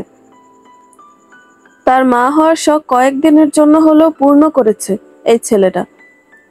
চাকরিটা পেয়ে চলে গেলে সে কিভাবে থাকবে একে ছাড়া? আরোহী আর কিছু না ভেবে সামনে দাঁড়িয়ে থাকা আমেনা আহমেদের দিকে দৃষ্টি দিল। উনি আরোহীর সামনে দাঁড়িয়ে উসখুস করছে। তা দেখে আরোহী মুচকি এসে বলে উঠল, খালা কিছু বলবেন? না, বলছি কি, তোমার চাকরিটা না করলে হয় না? আমাকে তো খালা ডাকো, মনে করো আমি সত্যিই তোমার খালা। আর রুহানকে ছাড়া থাকতে পারবে তুমি? ছেলেটাও 2 দিনে তোমাকে পেয়ে আর কাউকে খুঁজছে না। নিহান তো বলেই দিয়েছিল যে তার ছেলের কি হলো হঠাৎ করে, যে প্রাণপ্রিয় বাবাকেও আর খুঁজছে না। হয়তো ছেলের জন্য বাকি সার্জারি অন্য কাউকে বুঝিয়ে দিয়ে চলে আসবে। আরোহী বিনিময়ে কোনো জবাব দিল না। খালাকে কোনো মতেই বুঝিয়ে ইন্টারভিউর জন্য পরিপাটি হয়ে বের হলো। তার মাথার ওপর অনেক দায়িত্ব। সে দায়িত্বগুলো পালন করার জন্য হলেও তার চাকরি পেতে হবে। অনেক বড় হওয়ার বাকি আছে তার। যথাস্থানে গিয়ে পৌঁছাতেই আরোহীর ডাক আসলো। সে উঠে অনুমতি নিয়ে ঢুকতেই একজন মধ্যবয়স্ক লোককে বসে থাকতে দেখলো। আরোহী বুঝতে পারলো হয়তো ওনারই অফিস এটা। সে ওনার সামনে দাঁড়িয়ে সালাম দিতে উনি বসতে বলল। উনি আরোহীর নেওয়া কাগজপত্রগুলো দেখে দূরে সরিয়ে রাখলো। আরোহী ভেবেছিল উনি চাকরির যোগ্যতা নিয়ে কথা বলবেন, কিন্তু না। কাগজপত্র দেখে উনি আরোহীর দিকে অন্য এক দৃষ্টিতে দেখলো। ডিভোর্সি? জি। চাকরি দরকার?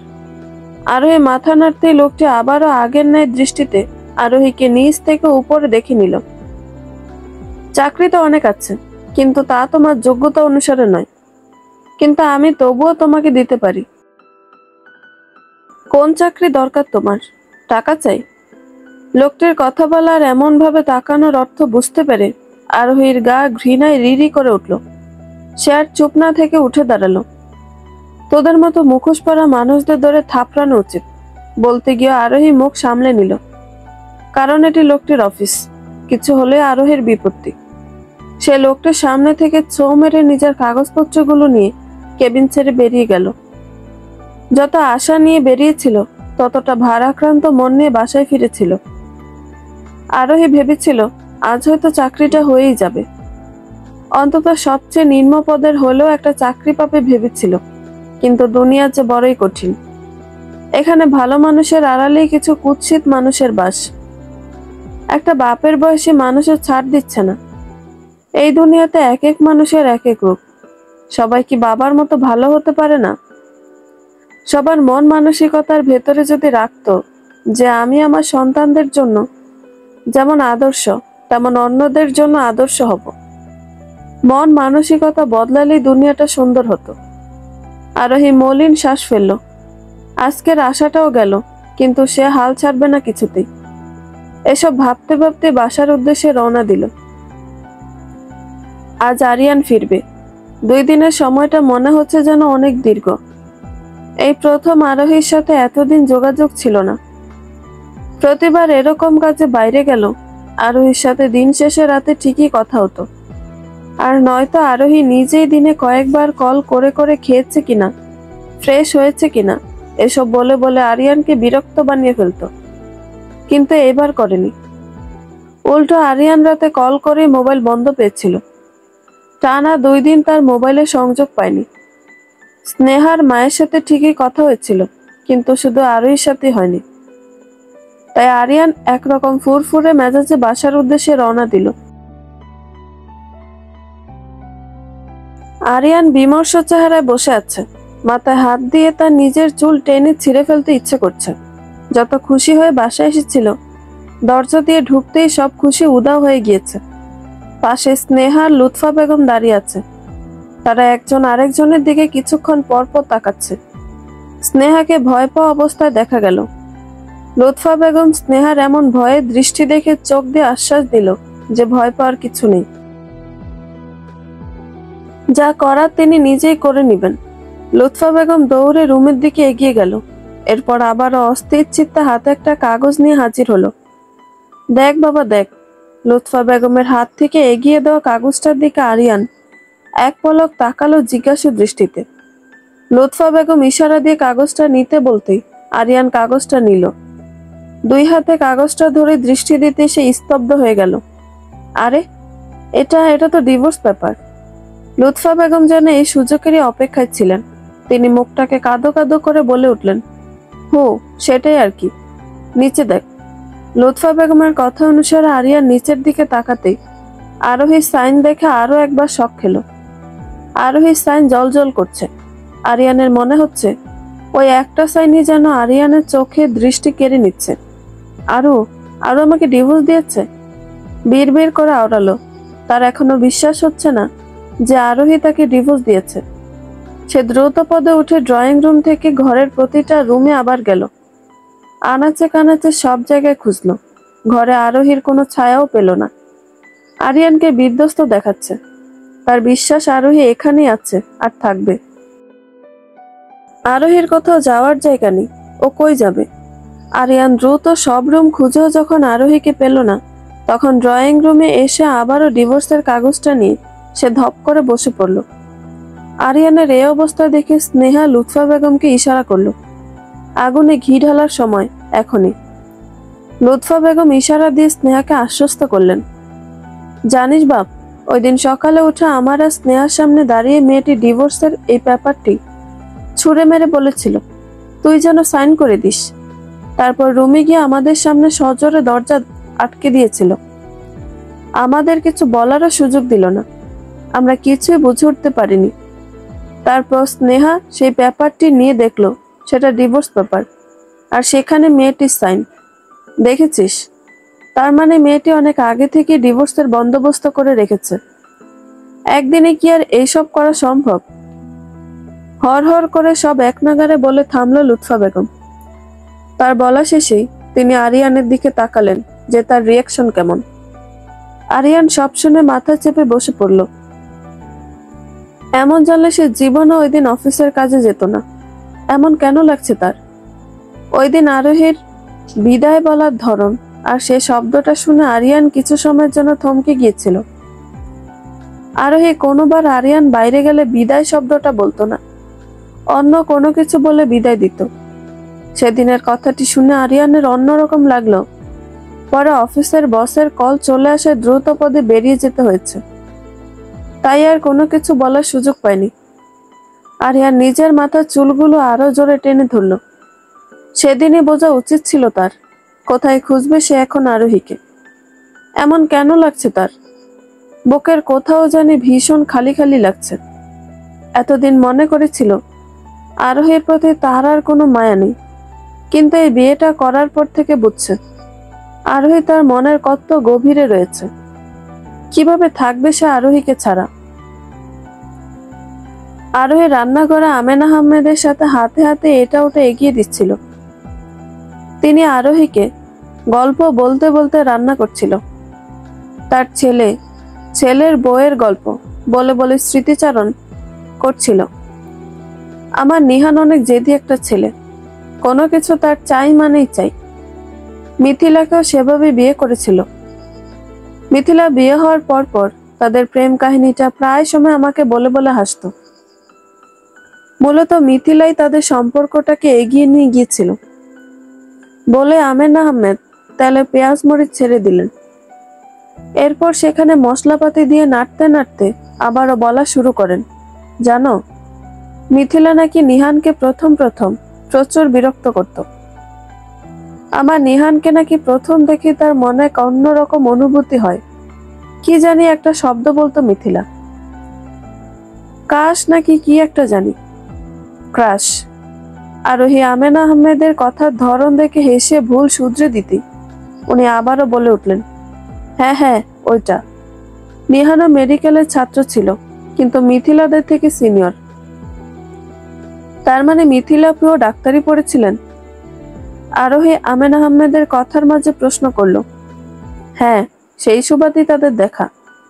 তাদের বলতে মূলত মিথিলা প্রথম সেখানেই দেখেছিল নিহানকে। এরপর থেকে নাকি টানা 1 বছর নিহানকে দেখত। এর পরের বছর থেকে নিহানের পেছনে ঘুরঘুর করা শুরু করেছিল। নিহান প্রথম নাকি অনেক রেগে যেত। একবার কি হয়েছে জানো, আরোহীর এদের প্রেম কাহিনীর শুরুটাতে ভীষণ আকর্ষণ বোধ করছিল, তাই সেও প্রত্যুত্তরে জিজ্ঞেস করলো যে কি হয়েছে। নিহানের পেছনে বেশি ঘুরঘুর করত, তাই সে মিথিলার আচরণে সহ্য করতে না পেরে থাপ্পড় মারতে গিয়েছিল। কি বলেন? তারপর মেরেছে নাকি? না, আবার মারেনি। আমার ছেলে মেয়েদের কাছে কম ঘেঁষত, আর কোনো মেয়ে ওর পাশে ঘেঁষতে চাইলেও রেগে যেত, আর মেয়েদের সম্মানও করত প্রচুর। কিন্তু মিথিলার এরূপ আচরণে টানা 1.5 বছর অতিষ্ঠ হয়ে মারতে গিয়েছিল। মিথিলা অবশ্য বুঝে গিয়েছিল যে নিহান কোনোদিনও মেয়ের গায়ে হাত তুলবে না, হয়তো ভয় লাগাচ্ছে। যখন ভয় লাগানোর পরও মিথিলা ভয় পেল না, তখন নিহান বুঝে নিয়েছিল যে এই মেয়ে তাকে সহজে ছাড়বে না। এর পরের 1 মাস ভালোই কাটলো তাদের দুজনের। নিহানের ডাক্তারি পড়া শেষে চাকরি নিয়ে মিথিলাকে 5 মাস পর একেবারে বউরূপে বাসায় এনেছিল। আরোহী এদের প্রণয়ের কাহিনী শুনতে শুনতে বিভোর হয়ে গেল। কত কষ্টে মিথিলা সুখের সন্ধান পেল, কিন্তু সেই সুখ তার কপালে বেশি দিন সইল না। নিয়তি এত নিষ্ঠুর হয়।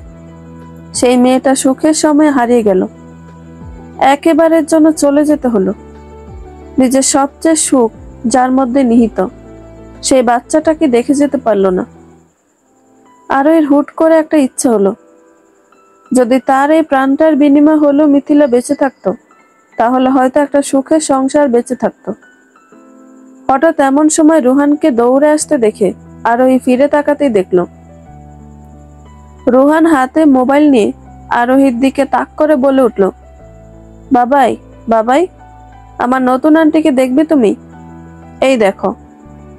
আরোহী স্ক্রিনে দৃষ্টি দিতেই দেখতে পেল ওই পাশের মানুষটা নিচের দিকে তাকিয়ে কি একটা যেন লিখছে।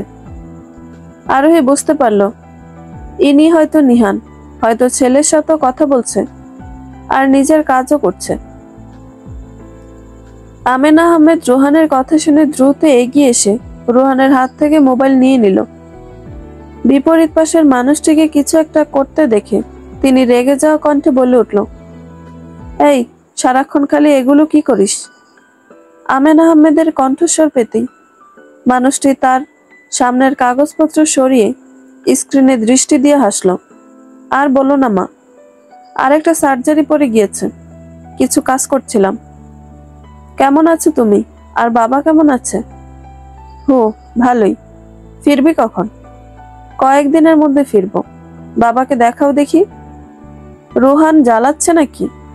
তোকে বলছিলাম না, আরোহী আসার পর থেকে তো আর তেমন জ্বালায় না, একদম লক্ষ্মী ছেলে হয়ে গিয়েছে। আমেনা আহমেদ কথা বলতে বলতে মোবাইল নিয়ে রান্নাঘর থেকে বেরিয়ে গেল। ওই পাশ থেকে আর কি বলল সেটা শোনা গেল না। আরোহী মলিন শ্বাস ফেলল। এতক্ষণ পাশে ছিল বিধায় সেই স্ক্রিনে দেখেছিল মানুষটাকে। হুটহাট রুহান এমন কাজ করে ফেলে না, আর একটু হলেই তার প্রাণটাই হয়তো চলে যেত ভয়ে। এইবার বুঝতে পারল রুহান কার মতো হয়েছে। ছেলেটা পুরোই বাবার মতো হয়েছে, ফর্সা, গোলগাল চেহারা। আরোহী একটা দীর্ঘশ্বাস ফেলল। মানুষটা হয়তো বুকে এক আকাশ সমান দুঃখ রেখে পরিবারের সাথে সুন্দরভাবে কথা বলছে। মানুষ উপরে দেখায় একরকম আর ভেতরে অন্যরকম। আমেনা আহমেদ রান্নাঘরের জানালাটা দিয়ে অদূরে তাকিয়ে বলা শুরু করলো, মিথিলা যখনই এই ঘরে প্রবেশ করেছিল তখন থেকে এই ঘরটা পরিপূর্ণ মনে হতো। আমার একটা মেয়ের শখ ছিল, কিন্তু সেটা পূর্ণ হয়নি। আমার ইচ্ছে ছিল এই ঘর আলোকিত করে একটা মেয়ে আসবে, যে হবে অনেক বেশি চঞ্চল। সে মেয়েটা তার চঞ্চলতায় পুরো ঘর মাতিয়ে তুলবে। সেই ইচ্ছেটা নিহানের বউ আসার পরপর পূর্ণ হয়েছিল। মিথিলা আসার পর ঘরটা পূর্ণ মনে হতো, কিন্তু আমেনা আহমেদ মনে করেছিল মিথিলা আবারও তার পেশায় ফিরে যাবে। অবশ্য তিনি রাজিও ছিলেন। তিনি মনে করেন মেয়েদের একটা নির্দিষ্ট খুঁটি থাকা উচিত, কিন্তু মিথিলা আমার ভাবনা থেকে আরো এক ধাপ এগিয়ে ছিল। বিয়ের পরপর সবসময় ঘরটাকে নিজের রঙের ছোঁয়াতে রাঙিয়ে তুলেছিল। মাত্র কয়েকদিনের ভেতর বাড়ির সবাইকে আপন করে নিয়েছিল। বিয়ের আগে ডাক্তারি পুরো কোর্স শেষ করেছিল। কথা ছিল বিয়ের পর নিহানের সাথে একসাথে মিলেই পেশায় নিয়োজিত হবে। নিহানের হাসপাতালেই, কিন্তু মেয়েটা বিয়ের পরপর আর পেশাটাতে নিয়োজিত হয়নি।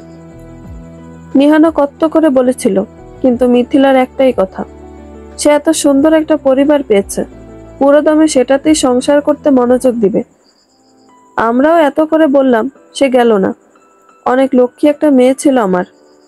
বলে আমেনা আহমেদ মলিন চোখে জানালা দিয়ে অদূরে তাকিয়ে রইল। আরোহীরও বড্ড মায়া হলো। জানো, রুয়ান হবে যে তখন আমার ছেলে মেয়ে দুইটার কি যে খুশি। ছেলে মেয়ে বলতে? আরোহী শুধালো। মিথিলার নিহানের কথা বলছি। মিথিলাকে আমি মেয়েই ডাকতাম। মেয়েটা এই সংসারে আসার পর থেকে আমার মেয়ের শখটা পূর্ণ হয়েছিল। মিথিলাপু রুহানকে দেখেনি খালা, তাই না? না রে, মেয়েটা সেই ইচ্ছাটা পূর্ণ হলো না। দেখে যেতে চেয়েছিল। হাসপাতালে রুহান হওয়ার পর বাচ্চাকে নিহানের কোলে দিতে নিহান হাসি মুখে চুমু এঁকে দিল। সে বাচ্চাটিকে নিয়ে বলেছিল, আগে আমার মিথিকে দেখিয়ে আসি। কিন্তু ডাক্তাররা তখন এসে মিথিলার অবস্থা জানাতে নিহান রুহানকে আমার কোলে দিয়ে থিয়েটারের সামনে দৌড়ে গিয়েছিল। ওই হাসপাতালে নিহান কর্মরত ছিল আর বেশ জনপ্রিয়, তাই ডাক্তাররা অপারেশন থিয়েটারে নিহানকে ঢুকতে দিয়েছিল। নিহানের চোখের সামনেই মিথিলা আমার মেয়েটা চলে গেল। নিহান মেয়েটাকে তার থেকে একটা ফুটফুটে বাচ্চা হওয়ার খবর দিল ঠিকই, কিন্তু মেয়েটা ততক্ষণে হারিয়ে গেল। নিহান নিজে ডাক্তার হয়েও সে বিশ্বাস করেনি যে মিথিলা হারিয়ে গিয়েছে। সে ভেবেছিল মিথিলা বুঝি জ্ঞান হারিয়েছে হয়তো। সেদিন নিহানের কি যে পাগলামি! জীবনের সেই প্রথম আমার ছেলেটাকে এভাবে কাঁদতে দেখেছিলাম। এরপর প্রায় 2 মাস হয়ে যাওয়ার পরেও নিহান স্বাভাবিক হতে পারেনি। ধীরে ধীরে আস্তে আস্তে রুহানের দিকে তাকিয়ে নিজেকে স্বাভাবিক জীবনে ফিরিয়ে এনেছে। সেই দিনগুলো মনে পড়লে এখনো খারাপ লাগে। আমার লক্ষ্মী মেয়েটা হুট করে চিরতর হারিয়ে গিয়েছিল। এরপর থেকে এই বাসায় সবাই এমনি মুখের ওপর হাসি আনতো শুধুমাত্র রুহানের জন্য। আর আমার ছেলেটা একদম চুপচাপ হয়ে গিয়েছিল, আর কোনো কিছুর বায়না ধরে না, গম্ভীর হয়ে গিয়েছে। ছেলেটাকে কত করে বললাম যে আমাদের শেষ বয়স এসে যাচ্ছে, একটা বিয়ে কর, কিন্তু ছেলেটা কিছুই বলে না। চুপচাপ রুহানের দিকে তাকিয়ে বুঝিয়ে দেয় যে আমাদের জন্য বিয়ে করলো আমার ছেলে মা পাবে না। বলতে বলতে আমেনা আহমেদের চোখের কার্নিশ দিয়ে অশ্রু গড়িয়ে পড়ল। আমেনা আহমেদের কথা শুনে আরোহীরও চোখ দিয়ে অশ্রু গড়িয়ে পড়ল। আপুটার কপালে সুখ বুঝি বেশি সময়ের জন্য ধরা দেয়নি। খালার কথা শুনে বুঝলো মেয়েটা টানা 2 বছর একতরফা ভালোবেসে নিহান নামক মানুষটার পেছনে ঘুরঘুর করেছিল। যাও বিয়ের পর সব সুখ এসে ধরা দিল, তখনই হুট করে চলে যেতে হলো। আহা জীবন! আর এর হুট করে একটা ইচ্ছে হলো। সে ভাবলো সেদিন মেয়েটার বদলে যদি তার জীবন চলে যেত, অন্তত আজকে একটা অনেক সুখের সংসার হতো। একটা প্রাণের বিনিময়ে যদি আরেকটা দিতে পারত। সেদিন সারাদিনটাই মাটি মাটি মনে হলো আরোহীর। কোনো কিছুতেই আর মন বসেনি। রুহানের সাথে আর হেসে খেলে কথা বলা হয়নি।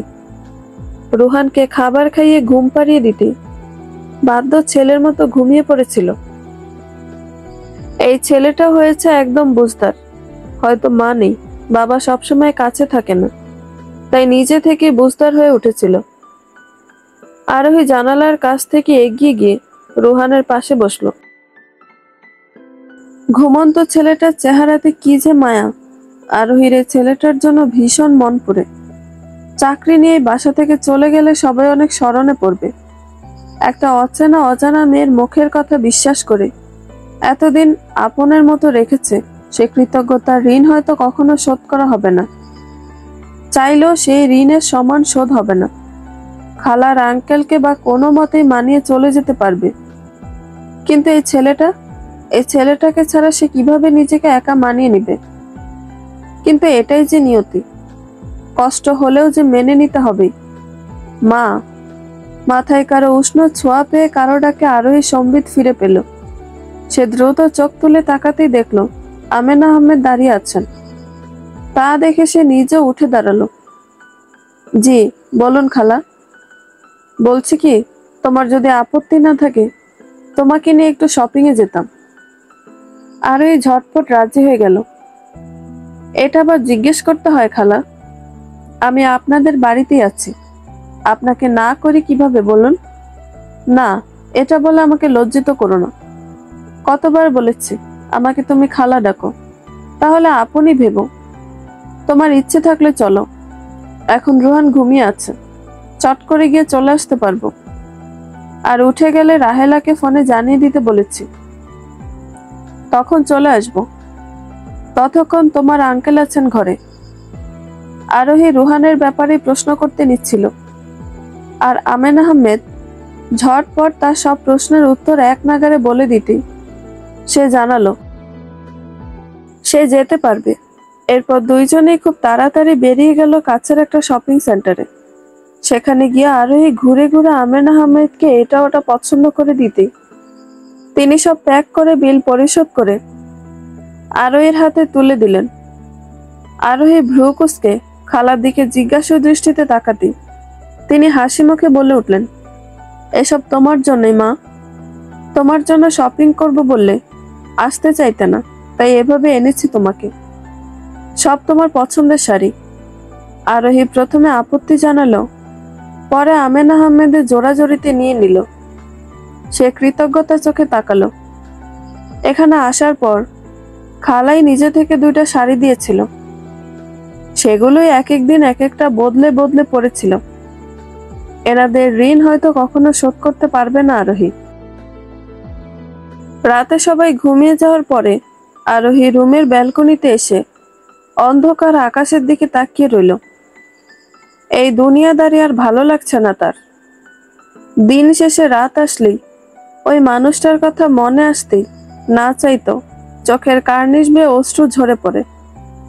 ঠিক সে সময় বাসার নিচে একটা কালো গাড়ি এসে থামতেই আরোহী ভ্রু কুঁচকে তাকালো।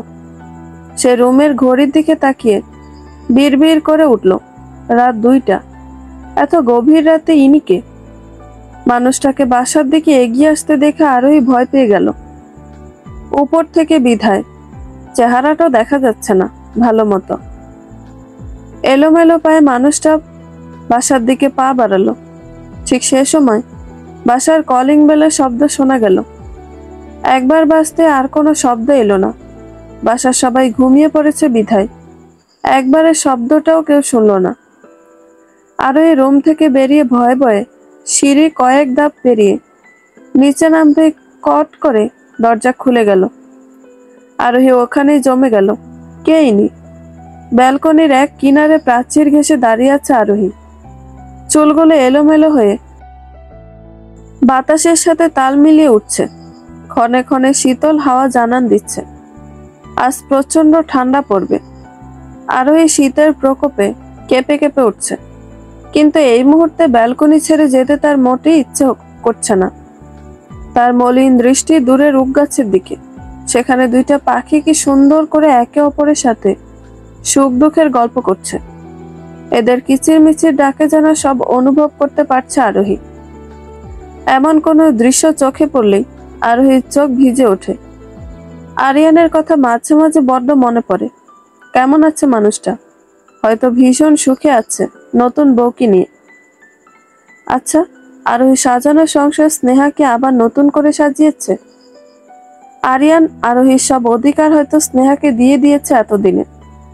আচ্ছা, আরিয়ান বাড়ি ফিরে আরোহীকে কি খুঁজেনি? আরোহীর মনে সাথে সাথে বার্তা এলো, খুঁজলে কি আর তুই এখানে আসিস এখন? আরোহী মানতে চাইল না কথাটা। তার মস্তিষ্ক বলে উঠল যে আরোহী তো একটা বাসায় পড়ে আছে সারাদিন। এত বড় শহরে তাকে খুঁজলেও পাবে কই? হয়তো একটু হলেও খুঁজবে, কিন্তু মন মানতে চাইল না। আরিয়ান একটু মন দিয়ে খুঁজলেই হয়তো আরোহীর নিশানা পেত। 1 বছরে কি আরোহীর প্রতি আরিয়ানের একটুও মায়া বসেনি? সেই মধুর দিনগুলো ভীষণ রকম স্মরণ করছে আরোহী। আজ তার শাশুড়ি লুৎফা বেগম যদি আমেনা আহমেদের মতো হতো, তাহলে হয়তো আরোহী আজ আগের জায়গায় সুখে থাকতো। কেন মানুষ এক একজন এক এক রকম হয়? সবাই ভালো হতে পারে না। সবাই একরকম ভালো হলে হয়তো এই নিষ্ঠুর দুনিয়াটা পাল্টে যেতে 2 মিনিট সময় নিত না। ভোর ফুটতে শুরু করেছে। চারদিকে আস্তে আস্তে কোলাহল বাড়ছে। সকালে ভোর ফোটার সময় এই স্নিগ্ধ বাতাস গায়ে লাগলে ভীষণ ভালো লাগে। রাতে তেমন একটা ঘুম না হয় সকাল সকাল উঠে গোসল সেরে নিয়েছে। লম্বা চুল বেয়ে বেয়ে পানি চুপসে চুপসে পড়ছে। পরনের শাড়ি কোমরের দিকে ভিজে যাচ্ছে, কিন্তু সেদিকে আরোহীর খেয়াল নেই। পূব আকাশে সূর্য উঁকি দিচ্ছে। দেখতে দেখতে চারদিকে সূর্যের কিরণ তির্যক ভাবে ছড়িয়ে পড়ল। আস্তে আস্তে নীরব রাস্তাটা কোলাহলে ভরে এলো। কেউ কেউ চাকরিতে যাচ্ছে, আবার কেউ কেউ বাচ্চা নিয়ে স্কুলে যাচ্ছে। এক একজনের উদ্দেশ্য ভিন্ন ভিন্ন। আরোহী রাস্তা থেকে দৃষ্টি সরিয়ে সূর্যের দিকে তাকালো। ছোটবেলায় আশ্রমের খেলার সঙ্গীদের সাথে খেলতে খেলতে হঠাৎ আরোহীর একটা ইচ্ছে জাগত। সে বলে উঠত, এই চল আমরা একটা খেলা করি, যে আমাদের মধ্যে কে কতক্ষণ সূর্যের দিকে তাকিয়ে থাকতে পারে। আরোহীর কথায় সবাই রাজি হতো। সূর্যের দিকে কিছুক্ষণ তাকাতেই সবার চোখ দিয়ে পানি পড়ে, অনেকে চোখ বন্ধ করে ফেলতো। তেমন সময় খালা দৌড়ে এসে বলতো, এসব খেলা কি শিখিয়েছে? খালার কথায় সবাই আরোহীর দিকে ইশারা করলে তিনি আরোহীর পাশে এসে মাথায় একটা ছোট্ট চাপড় মেরে বলতো, এসব ভালো না, চোখ নষ্ট হয়ে যাবে। আরোহী তখন অবুঝের মতো বলে উঠত, খালা, চোখ দিয়ে পানি পড়লে ভালো লাগে আমার। নাক মুখ লাল হয়ে যাওয়া, চোখ ফুলে যাওয়া সুন্দর না? তখন খালা আরোহীর কথায় তার দিকে তাকিয়ে থাকতো আর বলতো, একদিন বড় হয়ে এসব আর ভালো লাগবে না, সুন্দরের কথা আর মাথায়ও থাকবে না। আরোহী কিছু বুঝে উঠতে পারত না তখন, শুধু অবুঝের দৃষ্টিতে খালার দিকে তাকিয়ে থাকতো। আরোহী আর বেশিক্ষণ সূর্যের দিকে তাকিয়ে থাকতে পারল না। চোখ দিয়ে অশ্রু বেরিয়ে গেছে। সে দ্রুত চোখ বন্ধ করে ফেলল। এরপর আবার চোখ খুলতেই আশপাশ অন্যরকম লাগলো। আজ অনেক দিন পর সেই ছোটবেলার কথা মনে পড়ে গেল।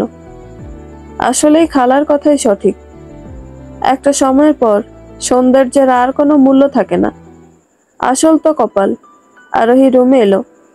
আজ রুহান এলো না একবারও। কি জানি, হয়তো বাবাকে কাছে পেয়ে। এমনি এতদিন প্রতিদিন সকালে ঘুম থেকে উঠে সোজা আরোহীর কাছে এসে তার কোলে উঠে যেত। আরোহী মুখ ধুয়ে ফ্রেশ করে খাবার খাইয়ে দিলেই খেত, কিন্তু আজ আসলো না। আরোহীর হঠাৎ খারাপ লাগা কাজ করতে সে তাচ্ছিল্য হাসলো। 2 দিনে একটু সুখ পেয়েছে বুঝি, একেবারের জন্য সুখটা নিজের হয়ে গেল, সেটা ভাবলো কি করে? আরোহী তো পর, হয়তো রুহান তাকে 2 দিনে নিঃসন্তানের সুখটা পূর্ণ করেছিল, কিন্তু তা তো একেবারের জন্য নয়। আরোহী আর কিছু না ভেবে ওয়াশরুমে গিয়ে মুখে পানির ঝাপটা দিয়ে রুম থেকে বেরিয়ে গেল। সে রান্নাঘরের উদ্দেশ্যে সিঁড়ির ধাপে পা বাড়াতে নিতেই বিপরীত রুমের দরজার দিকে চোখ যেতেই কালকে রাতের ঘটনাটা মনে পড়ে গেল। কাল রাতে যখন মানুষটা এলোমেলো ক্লান্ত পায়ে দরজা খুলে বাসায় ঢুকে, তখন অন্ধকারের মাঝে আরোই ভালোভাবে মুখ দেখেনি। সে ভেবেই নিয়েছিল চোর। এক মুহূর্ত মাথায় আসেনি যে চোর কিভাবে ভদ্র পোশাকে গাড়ি নিয়ে আসবে।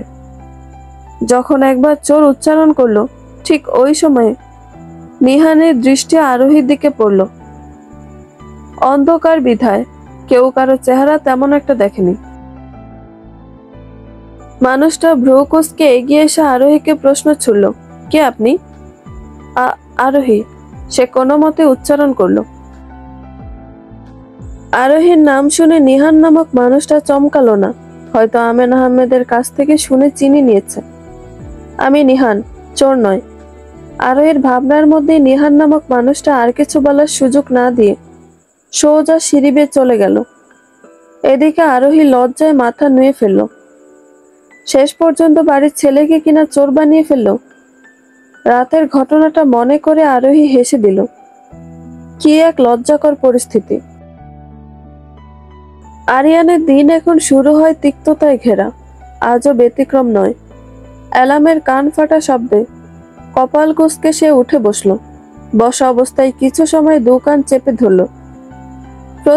প্রতিদিন মাথার পাশে অ্যালার্মের তীব্র ঝাঁঝালো শব্দে মাথা ব্যথা উঠে যায়, কিন্তু কিছুই করার নেই। স্নেহার সাথে অ্যালার্ম নিয়ে প্রতিদিন ঝগড়া হয়। মেয়েটা বিয়ের আগে ছিল একরকম, আর বিয়ের পরে আরেক রকম হয়ে গেল। বিয়ের আগে এখানে বেড়াতে আসলে অনেক তাড়াতাড়ি ঘুম থেকে উঠে আরোহীর আগে নাস্তা বানিয়ে ফেলতো, কিন্তু এখন আরিয়ানের অফিসের টাইম হয়ে গেল, ঘুম থেকে ওঠে না। আরো অ্যালার্মের শব্দে বিরক্ত হয়ে বলে অ্যালার্মটা যাতে আরিয়ানের একদম পাশে রাখে, স্নেহার ঘুমে যাতে ডিস্টার্ব না হয়। আজও এর ব্যতিক্রম নয়। অথচ আরোহী থাকাকালীন আরিয়ানের কোনো দিন অ্যালার্মের প্রয়োজন পড়েনি। আরোহী সকাল সকাল উঠে নাস্তা বানিয়ে আরিয়ানের কাছে আধ ঘন্টা আগে এসে হাজির হতো। এরপর আস্তে আস্তে ডাকতো। সে জানতো আরিয়ানের মাইগ্রেন আছে। হুট করে বেশি আওয়াজ করে ডাকলে মাইগ্রেনের ব্যথা উঠতে পারে, তাই আস্তে আস্তে ডাকতো। কিন্তু এখন এসব অতীত। সময়ের সাথে সাথে সব বদলে গেছে। এখন আরিয়ানের নিত্য সঙ্গী মাইগ্রেন। আরিয়ান মাথা ধরে উঠে দাঁড়ালো। ওয়াশরুম থেকে ফ্রেশ হয়ে রুমে এসো স্নেহাকে ঘুমে দেখলো। আরিয়ান চুপচাপ তৈরি হয়ে বেরিয়ে গেল রুম থেকে। ড্রয়িং রুমে আসতেই দেখলো রান্নাঘর থেকে টুংটাং আওয়াজ আসছে। আরিয়ান এগিয়ে গেল। রান্নাঘরে মাকে কাজ করতে দেখে একটা মলিন শ্বাস ফেলল। এখন এসব সব সময় চলে। স্নেহা বেলা 12টায় উঠে নাস্তা সেরে আবারও রুমে চলে যায়। সব কাজ লুৎফা বেগমকেই করতে হয়। এই বৃদ্ধ বয়সে এসব আর সহ্য করা যাচ্ছে না। এ অবস্থায় কাজ করতে তার শরীর সয় না। বেলা 12টা বাজতে স্নেহা ঘুম ছেড়ে আধমোড়া ভেঙে উঠে বসলো। কিছুক্ষণ থম মেরে বসে ওয়াশরুমের উদ্দেশ্যে পা বাড়ালো। ফ্রেশ হয়ে রান্নাঘরে পা বাড়ালো। রান্নাঘরে লুৎফা বেগম দুপুরে রান্না বসিয়েছেন। স্নেহাকে দেখে তড়িঘড়ি করে বলে উঠলেন, এভাবে চললে তো হবে না। তুমি এই বাড়ির বউ, এটা তোমারই সংসার, আর যেটার জন্যই তোমাকে আনা। আশা করছি যে কথাগুলো বোঝাতে চাচ্ছি বুঝে নিয়েছ। লুৎফা বেগমের কথা শুনে স্নেহা মাছি তাড়ানোর ভঙ্গিমা হাত নাড়ল। নাস্তার প্লেট হাতে নিয়ে রান্নাঘর ছাড়তে ছাড়তে বলল, ওহ খালা, আমি এবাড়ির বউ হলে তুমি কি? আর এই সংসার আমার বলতে কি বোঝাতে চাচ্ছ? কাজ করতাম, তাহলে সেদিক দিয়ে তোমার সব কাজই করা উচিত, কারণ এই সংসার তোমারও। আমাকে আরোহী ভাবলে ভুল করবে। আর কি বললে যেন? আমাকে যেটার জন্য আনা মানেটা কি? আমি কি মেশিন নাকি? পড়াশোনা না করার জন্য ভুলভাল বলো।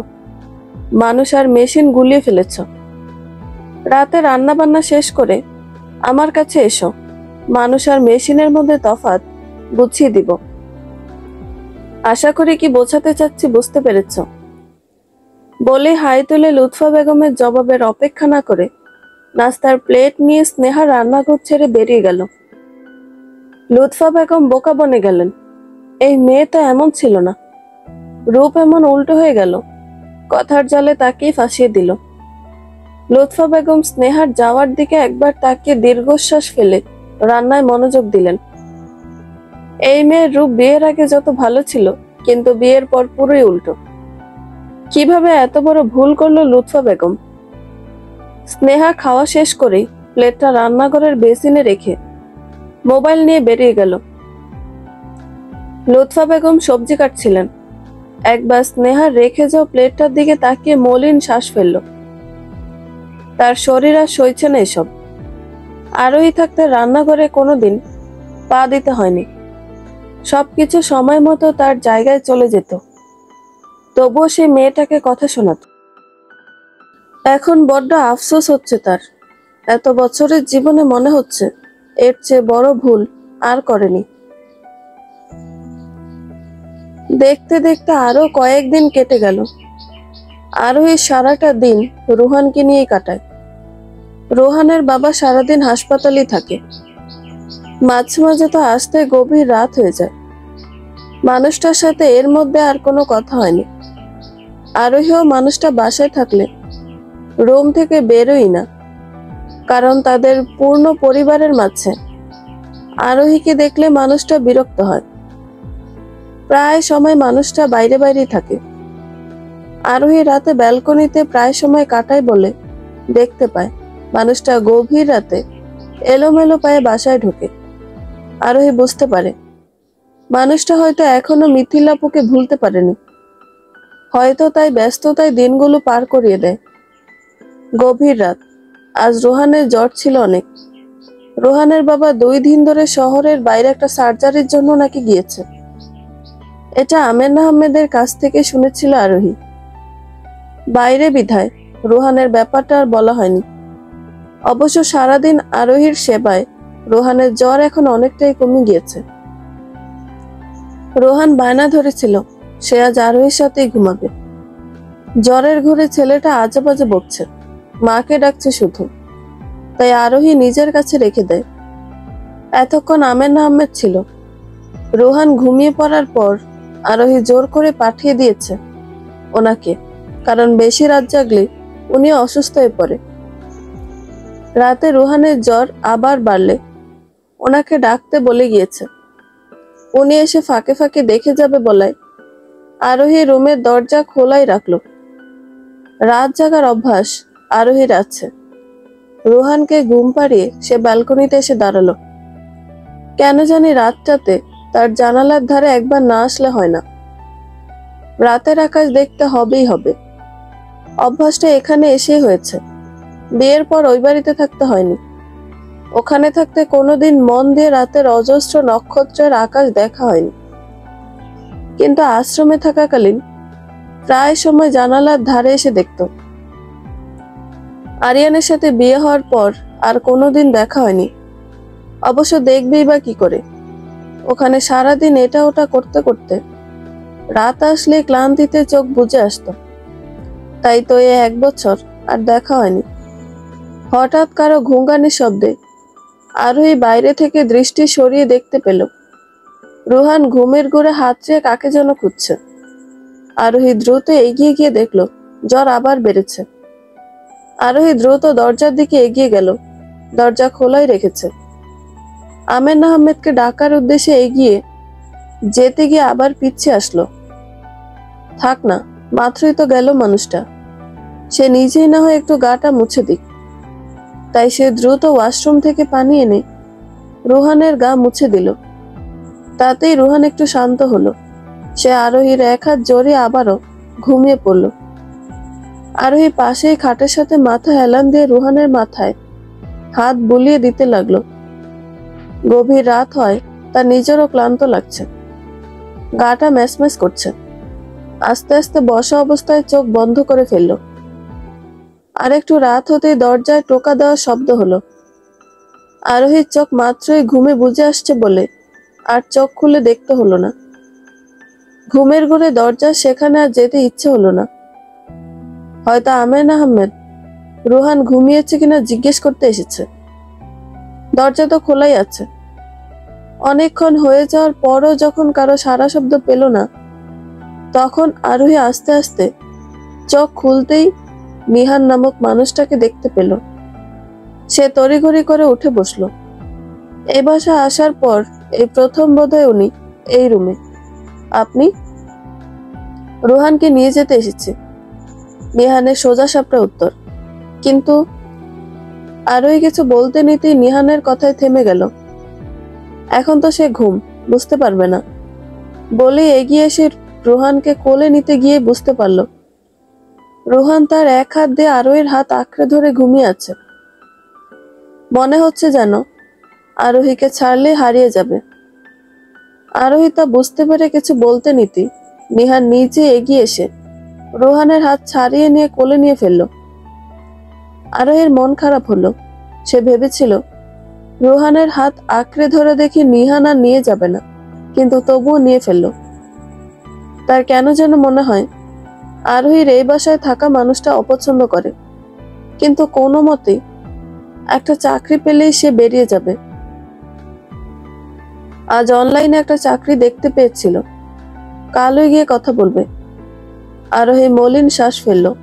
নিহান বেরিয়ে যাওয়ার আগ মুহূর্তে দরজার এখানে গিয়ে থেমে পেছনে ফিরে আরোহীর দিকে তাকালো। সারাদিন অনেক করেছেন, আর গভীর রাত পর্যন্ত অনেক সেবা দিয়েছেন, সেজন্য ধন্যবাদ।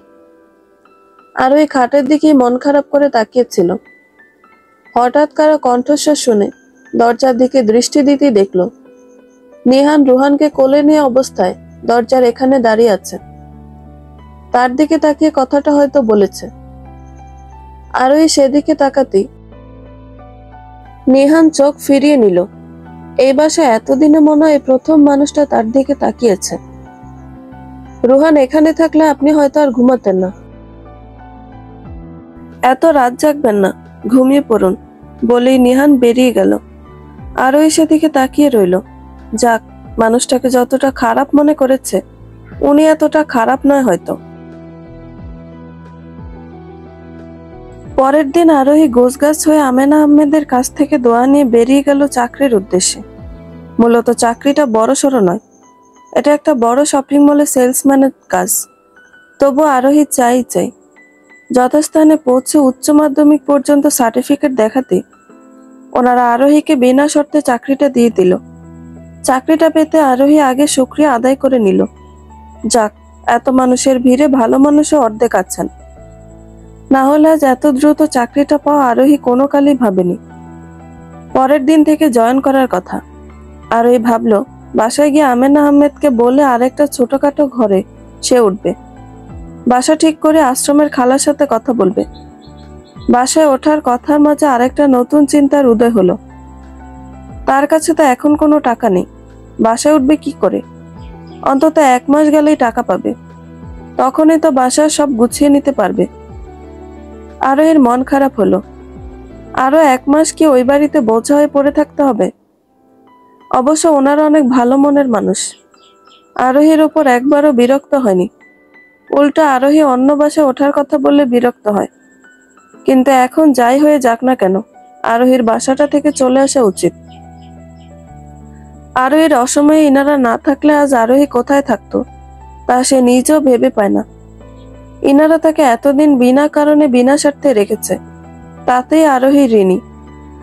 আজকাল নিজের আপনজনরা খবর নেয় না, অথচ ইনারা মানবিকতার উজ্জ্বল দৃষ্টান্ত হচ্ছে ইনারা। ইনাদের ঋণ হয়তো কখনো শোধ হবে না। আরোহী গাড়িতে বসে আছে। লাল সিগন্যাল পড়েছে। এই একটা সিগন্যালেই সব গাড়ি থেমে আছে। হয়তো এমন কোনো সিগন্যাল জীবনে এসেও জীবনকে চিরতরে থামিয়ে দিয়ে যায়। শুধু এটাই পার্থক্য যে এই সিগন্যালের পর সবুজ সিগন্যাল আসে। লাল সিগন্যালে দাঁড়িয়ে থামা চুপচাপ গাড়িগুলো হঠাৎই চলতে শুরু করে। আর জীবনে এই লাল সিগন্যালের পর সবুজ সিগন্যালের মতো আর কোনো সুযোগ আসে না। জীবন এত বৈচিত্র্যময়। আরিয়ান গাড়ির ভেতর বসে আছে। দীর্ঘক্ষণ যাবৎ লাল সিগন্যাল। ঢাকা শহরের এই বিষয়টি তার মোটেও পছন্দ নয়। 8 ঘন্টার রাস্তা যেতে 1 ঘন্টা পেরিয়ে যায়, এটা এখন একটা নিত্য নৈমিত্তিক ব্যাপার হয়ে দাঁড়িয়েছে। চারদিকে ব্যস্ত শহরের কোলাহল ধ্বনি। আরিয়ান বিরক্ত দৃষ্টিতে জানালার কাঁচ গলিয়ে বাইরে দৃষ্টি দিল। আচমকা দৃষ্টি আটকে গেল বিপরীত পাশের একটা গাড়ির দিকে। গাড়ির ভেতর মলিন চেহারার অধিকারিণী সেই মেয়ের দিকে দৃষ্টি আটকে রইল। দীর্ঘ কতদিন পর আরিয়ান মনে করার চেষ্টা করলো। প্রায় 1 মাস পর সেই চিরচেনা মুখটি দেখতে পাচ্ছে। খুব পরিচিত সেই মুখ। জানালার বাইরে মলিন দৃষ্টি দিয়ে আছে আরোহী। বুকের কোথাও জানি তীক্ষ্ণ ব্যথা অনুভব হচ্ছে আরিয়ানের। তার দৃষ্টি এখন ওই গাড়িটির দিকে। আরোহী মলিন দৃষ্টিতে তাকিয়ে আছে সামনের দিকে। আরিয়ানের বুক কাঁপছে। আরোহীকে একটু ছুঁয়ে দেওয়ার জেদ চেপেছে মনে। যদি পারত, এমন কেন লাগছে তার? আরো আরো করে আপন মনে বিড়বিড় করে উঠল আরিয়ান। নিজেকে পাগল প্রায় মনে হচ্ছে। কতদিন পর এই চেহারাটি দেখার জন্য কত ছটফটি না করেছিল এতদিন।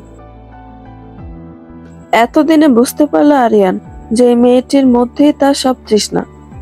আরিয়ান মাঝ রাস্তাতেই গাড়ি থেকে নেমে পড়ল। তার গন্তব্য বিপরীত পাশের গাড়িটি। সে গাড়িটির দিকে এগিয়ে যেতে নিতেই তার বুক ধড়ফড় করে উঠল। বুকের কোথাও অস্থির অস্থির লাগছে। আরিয়ান কাঁপা কাঁপা পায়ে কয়েক কদম পা বাড়াতেই ঠিক সে সময় লাল সিগন্যালের বদলে সবুজ সিগন্যাল জ্বলে উঠল। সব গাড়ি হুড়মুড়িয়ে চলে যাচ্ছে। আরিয়ান আর পা বাড়াতে পারল না। অন্য গাড়িগুলোর সাথে সাথে আরোহীর গাড়িটাও চোখের পলকেই চলে গেল। আরিয়ান দ্রুত গাড়িতে উঠতে আরোহীর ওই গাড়িটা নিমিষের মধ্যে মিলিয়ে গেল। সে মাথা চেপে ধরে চিৎকার করে উঠল। আরোহীকে আবারও হারিয়ে ফেলল সে। না, আমি ঠিকই খুঁজে নিব। আমার আরো এখানেই আছে, আপন বনে বিড়বিড় করে বলে উঠল আরিয়ান। বাসায় ফিরে আরোহী রুম থেকে বেরিয়ে রোহানকে কোলে নিয়ে রান্নাঘরের দিকে পা বাড়ালো। আমেনা আহমেদ কড়াইতে কি যেন ভাজছিলেন। আরোহীর অস্তিত্ব অনুভব করতে পেরে চুলোর কড়াইয়ে ঢাকনা দিয়ে হাসি মুখে আরোহীর দিকে ফিরল। তোর ইচ্ছে পূর্ণ হলো? হয়েছে? আরোহী হেসে আমেনা আহমেদকে জড়িয়ে ধরল। আজ তার খুশির দিন। হোক না কোনো ছোটখাটো চাকরি, তবুও একটা চাকরি তো। সে তো আরামসে জীবন কাটিয়ে দিতে পারবে। আমেন আহমেদও মনে মনে শুকরিয়া আদায় করলো। অবশেষে মেয়েটার মুখে রাজ্যের খুশি দেখা গেল। জয়েন কখন? কাল, বলে আরোহী আমেন আহমেদের দিকে তাকিয়ে উসকুস করতে লাগলো। তা দেখে আমেন আহমেদ আরোহীর মাথায় হাত বুলিয়ে আশ্বাস দিল, কি কিছু বলবি মা? বলছে কি খালা, এবার তো চাকরি পেয়ে গিয়েছি। তো সেটা দিয়েই তো আমি জীবন কাটিয়ে দিতে পারবো। বলছি কি, যদি আরেকটা বাসায়। আরোহী মিনমিনিয়ে বলে উঠল, এসব কি বলিস? জীবন কাটিয়ে দিবে মানে কি? তোর জীবন তো এখনো পড়ে আছে। আর আরেকটা বাসা বলতে, এটা কি তোর বাসা নয়? কিন্তু, কোনো কিন্তু নয়। তুই আমাকে খালা ডেকেছিস তো, মন থেকে ডাকলে এই কথা বলতি না। আরোহী কিভাবে বোঝাবে ভেবে পাচ্ছে না। এই মানুষটা তাকে বেশি ভালোবাসে সেটা বুঝতে পারছে, কিন্তু এভাবে এমন একটা মেয়েকে নিজের ঘরে আশ্রয় দিচ্ছে। খালা, তুমি বুঝতে পারছো না, আমার আরেকটা বাসায় যাওয়া দরকার, অন্তত নিজের জন্য হলেও। তোমরা আমাকে মেয়ের মতো করে বিনা স্বার্থে অনেক করেছ, সেজন্য আমি আজীবন ঋণী থাকবো। কিন্তু তাই বলে সুযোগকে সবসময় ব্যবহার করব? আরোহীর কথা আমেন আহমেদ কিছু সময় নিয়ে কি যেন ভাবলেন। এরপর মাথা উঁচু করে আরোহীর দিকে তাকিয়ে বলে উঠলেন, আচ্ছা, বিকেলে গিয়ে আমরা একসাথে বাড়ি দেখে আসব, ঠিক আছে? বলেই তিনি সবজি কাটতে নিতে আরোহী আগ বাড়িয়ে নিয়ে নিল। বিকালে আরোহী আর আমেন আহমেদ দুইজনে গিয়ে একটা বাসা দেখে আসলো। মূলত আমেন আহমেদ নিজে আরোহীকে সেই বাসায় নিয়ে গিয়েছিল। বাসার মালিক আমেন আহমেদের পরিচিত, তাই বিনা কথায় আরোহীকে বাসা ভাড়া দিয়ে দিয়েছে। কিন্তু অন্যরা আরোহী একা মেয়ে মানুষ থাকবে বলতেই সোজা মুখের ওপর না করে দিয়েছিল। তাই আমেন আহমেদ নিজের পরিচিত বাসায় নিয়ে গিয়েছিল। বাসা বলতে দুইটা ছোট্ট রুম, তা দিয়ে আরোহী ভালোভাবেই চলে যাবে। আমেন আহমেদ 1 মাসের বাসা ভাড়া অগ্রিম দিয়ে এসেছিল, আর কিছু টুকটাক জিনিসও কিনে রেখে এসে বাসার পথে রওনা দিল। আরিয়ান আজ সারাদিন রুমের দরজা আটকে চুপচাপ বসে আছে। তার অস্থির অস্থির লাগছে। আরোহীকে পায়ে ঠেলে বড্ড বড় ভুল করে ফেলেছে সে। এই জীবনের প্রথম আরোহীর প্রতি তার সব অনুভূতি এসেছিল, কিন্তু সেই মেয়েটিকে মায়ের কথায় দূরে সরিয়ে দিয়েছিল। কিভাবে আবার ফিরে পাবে তাকে? গভীর নিস্তব্ধ রাত, চারদিকে নিস্তব্ধতা ঘিরে ধরেছে। আরোহী ব্যালকনিতে দাঁড়িয়ে শান্ত দৃষ্টিতে আকাশের দিকে তাকিয়ে আছে। তার খোলা এলোমেলো লম্বা চুলগুলো ক্ষণে ক্ষণে হাওয়ায় উঠছে। কপালের ওপর অবাধ্য চুলগুলো এসে লুটোপুটি খাচ্ছে। আরোহী সরাতে ইচ্ছে করলো না। পরনের শাড়ির আঁচল দমকা হাওয়ায় এলোমেলো ভাবে উঠছে। আরোহীর দৃষ্টি শান্ত। নিহানের আজ বাড়ি ফিরতে বেশ রাত হলো। অবশ্য রাত হয়েছে না, সে নিজেই করেছে। তার ডিউটি অনেক আগে শেষ হয়ে যায়। মাঝে মাঝে দেরি হয়, কিন্তু সে প্রতিদিনই মা বাবাকে বুঝ দেয় যে ডিউটি ছিল। মূলত সে রাস্তার ধারের ব্রিজে দাঁড়িয়ে থাকে, আকাশের দিকে তাকিয়ে রয়।